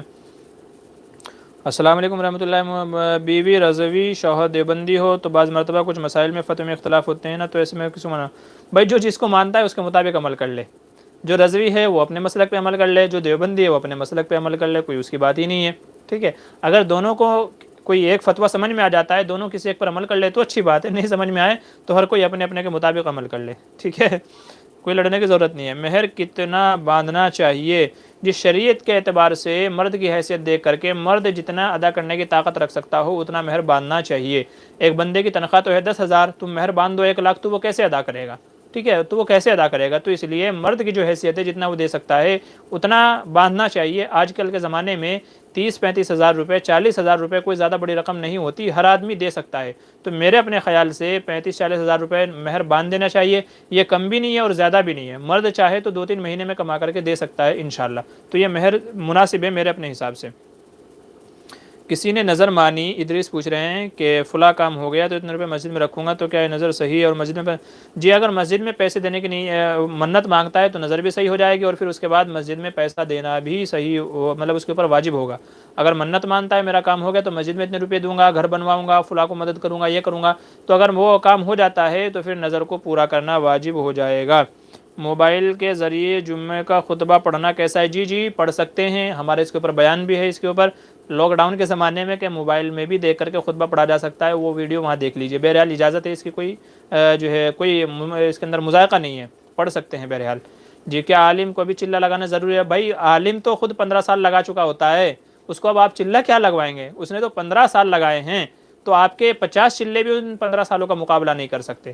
تو عالم تو پہلے سے ہی ہے. یہ تو جاہلوں کے لیے ہے، جن کو علم نہیں آتا، دین کے مسائل نہیں آتے. چلے لگانا 4 مہینے لگانا یہ تو ان کے لیے ہے. علماء تو وہ تو خود دین کے رہبر ہیں، لوگوں کو بتانے والے ہیں، تو ان کے لیے چلہ لگانا ضروری نہیں ہے. جو لوگ یہ سمجھتے ہیں وہ غلطی کے اوپر ہیں. آج کل یہ بھی ایک ٹرینڈ چل گیا ہے، اپنی مسجد میں ایسا ہی امام رکھیں گے جس کا وقت لگتا ہو. میں کہتا ہوں کہ ایسے جو مسجد کے کمیٹی ذمہ دار والا ہیں وہ جاہل لوگ ہیں، جنہیں شریعت کا علم نہیں ہے، جو اپنی چلاتے ہیں. یاد رکھیے عالم عالم ہوتا ہے. کوئی چلے لگانے والا بھلے ہی اس نے 1000 چلے لگا لیے ہوں مگر عالم کے برابر نہیں ہو سکتا. حدیث میں فرمایا گیا ایک عالم 1000 عابدوں سے زیادہ شیطان کے اوپر بھاری ہوتا ہے. تو عالم کے مقابلے میں عابد نہیں پہنچ سکتا. تو اس لیے علماء سے یہ مطالبہ کرنا آپ بھی چلہ لگائیں 4 مہینے لگائیں، یہ جہالت ہے. لوگوں کو اس سے باز آنا چاہیے. بڑی غلط عادت ہے، بڑی گندی عادت ہے. مجھ سے ایک بندہ کہتا ہے مفتی صاحب آپ نے چلہ لگایا. میں نے کہا بھائی کیوں؟ کہتا ہے جی اس سے ایمان بڑھتا ہے. میں نے کہا اگر 15 سال لگا کر کے بھی مدرسے میں میرا ایمان نہیں بنا تو تم جیسے جاہل کو تو پوری زندگی لگانی چاہیے. پوری زندگی لگانی چاہیے. میرا ایمان بن چکا ہے بھائی, 15 سال لگائے میں نے, اپنی زندگی کا ایک بڑا حصہ میں نے دیا ہے. تم اب بھی کہہ رہے ہو میں جو ہے جماعت میں جاؤں, تبلیغ میں جاؤں. دوسرے یہ ہے کہ یہ کوئی فرض واجب تو ہے نہیں کہ جاؤں, مستحب عمل لے کریں گے تو بھی ٹھیک ہے, نہیں کریں گے تو بھی ٹھیک ہے. بہرحال علماء سے مطالبہ کرنا یہ بالکل غلط ہے. مولانا الیاس صاحب رحمۃ اللہ علیہ جنہوں نے اس کام کو شروع کیا, جو اس تحریک کے بانی ہیں, انہوں نے لکھا ہے کہ علماء سے مطالبہ نہیں کرنا چاہیے. انہوں نے اپنے ملفوظات میں لکھا ہے, یہ تبلیغی حضرات ان کے جو ملفوظات ہیں ان کی بھی خلاف ورزی کرتے ہیں. انہوں نے لکھا ہے علماء کی تبلیغ میں جانے کی تشکیل نہیں کرنی ہے, علماء کو نہیں ابھارنا ہے, یا ان سے نہیں کہنا ہے کہ آپ تبلیغ میں چلو. بالکل غلط ہے. انہوں نے منع کیا ہے صاف صاف, ملفوظات اٹھا کر کے دیکھیں تو آپ کو عقل آئے گی. تو علماء سے مطالبہ کرنا بالکل غلط ہے. نبی کریم صلی اللہ علیہ وسلم نور ماننا درست ہے یا نہیں؟ بھئی نبی کریم صلی اللہ علیہ وسلم نور بھی تھے اور بشر بھی تھے. آپ انسان بھی تھے اور نور بھی تھے, دونوں باتیں ہیں. قرآن کریم میں دونوں طرح کے الفاظ ہیں. انما انا بشر مثلکم, کہ میں تمہارے ہی جیسا انسان ہوں, قرآن کریم میں کہا گیا. اور اللہ تبارک و تعالیٰ نے یہ بھی کہا ہے کہ ہم نے تمہارے درمیان اپنا ایک نور بھیجا ہے. تو بہرحال صحیح بات یہ ہے کہ نور اور بشر دونوں مان لیا جائے تو کسی کو اختلاف نہیں ہوگا, نہیں تو آج کل کے زمانے میں یہ بھی اختلافی مسئلہ بن گیا ہے. بہرحال اب اجازت چاہتے ہیں, ہارٹ کمزور ہو تو کوئی وظیفہ بتائیں. جی, الا بذکر اللہ تطمئن القلوب, یہ وظیفہ پڑھتے رہیے ہر نماز کے بعد 11 مرتبہ. الا بذکر اللہ تطمئن القلوب قرآن کریم کی آیت ہے, تو انشاءاللہ دل مضبوط ہو جائے گا. ہم تقریر کی مشق کیسے کریں بعد میں پوچھ لیجئے گا. ہم نے سنا ہے کہ عالم پر تہجد کی نماز فرض ہوتی ہے. نہیں جی, یہ بات جو ہے غلط ہے. عالم پر تہجد فرض نہیں ہوتی, بلکہ سب کے حق میں یہ کیا ہے, سنت ہے. جو پڑھے تو اچھی بات ہے. ہم کو تقریر کرنا نہیں آتا تو کیسے تقریر کرنا سیکھے؟ جی بعد میں رابطہ کر لیجیے, انشاءاللہ آپ کو بعد میں بتاؤں گا. مولانا روزگار کے لیے کوئی وظیفہ بتا دیجئے. جی سورہ قریش پڑھتے رہیے انشاءاللہ, سورہ علم نشرہ پڑھتے رہیے, اور سورہ واقعہ مغرب کے بعد پڑھتے رہیے. مغرب کے بعد سورہ واقعہ, اور روزانہ صبح میں جو ہے سورہ یاسین پڑھتے رہیے, اور 5 وقت کی نماز پابندی سے ادا کرتے رہیے.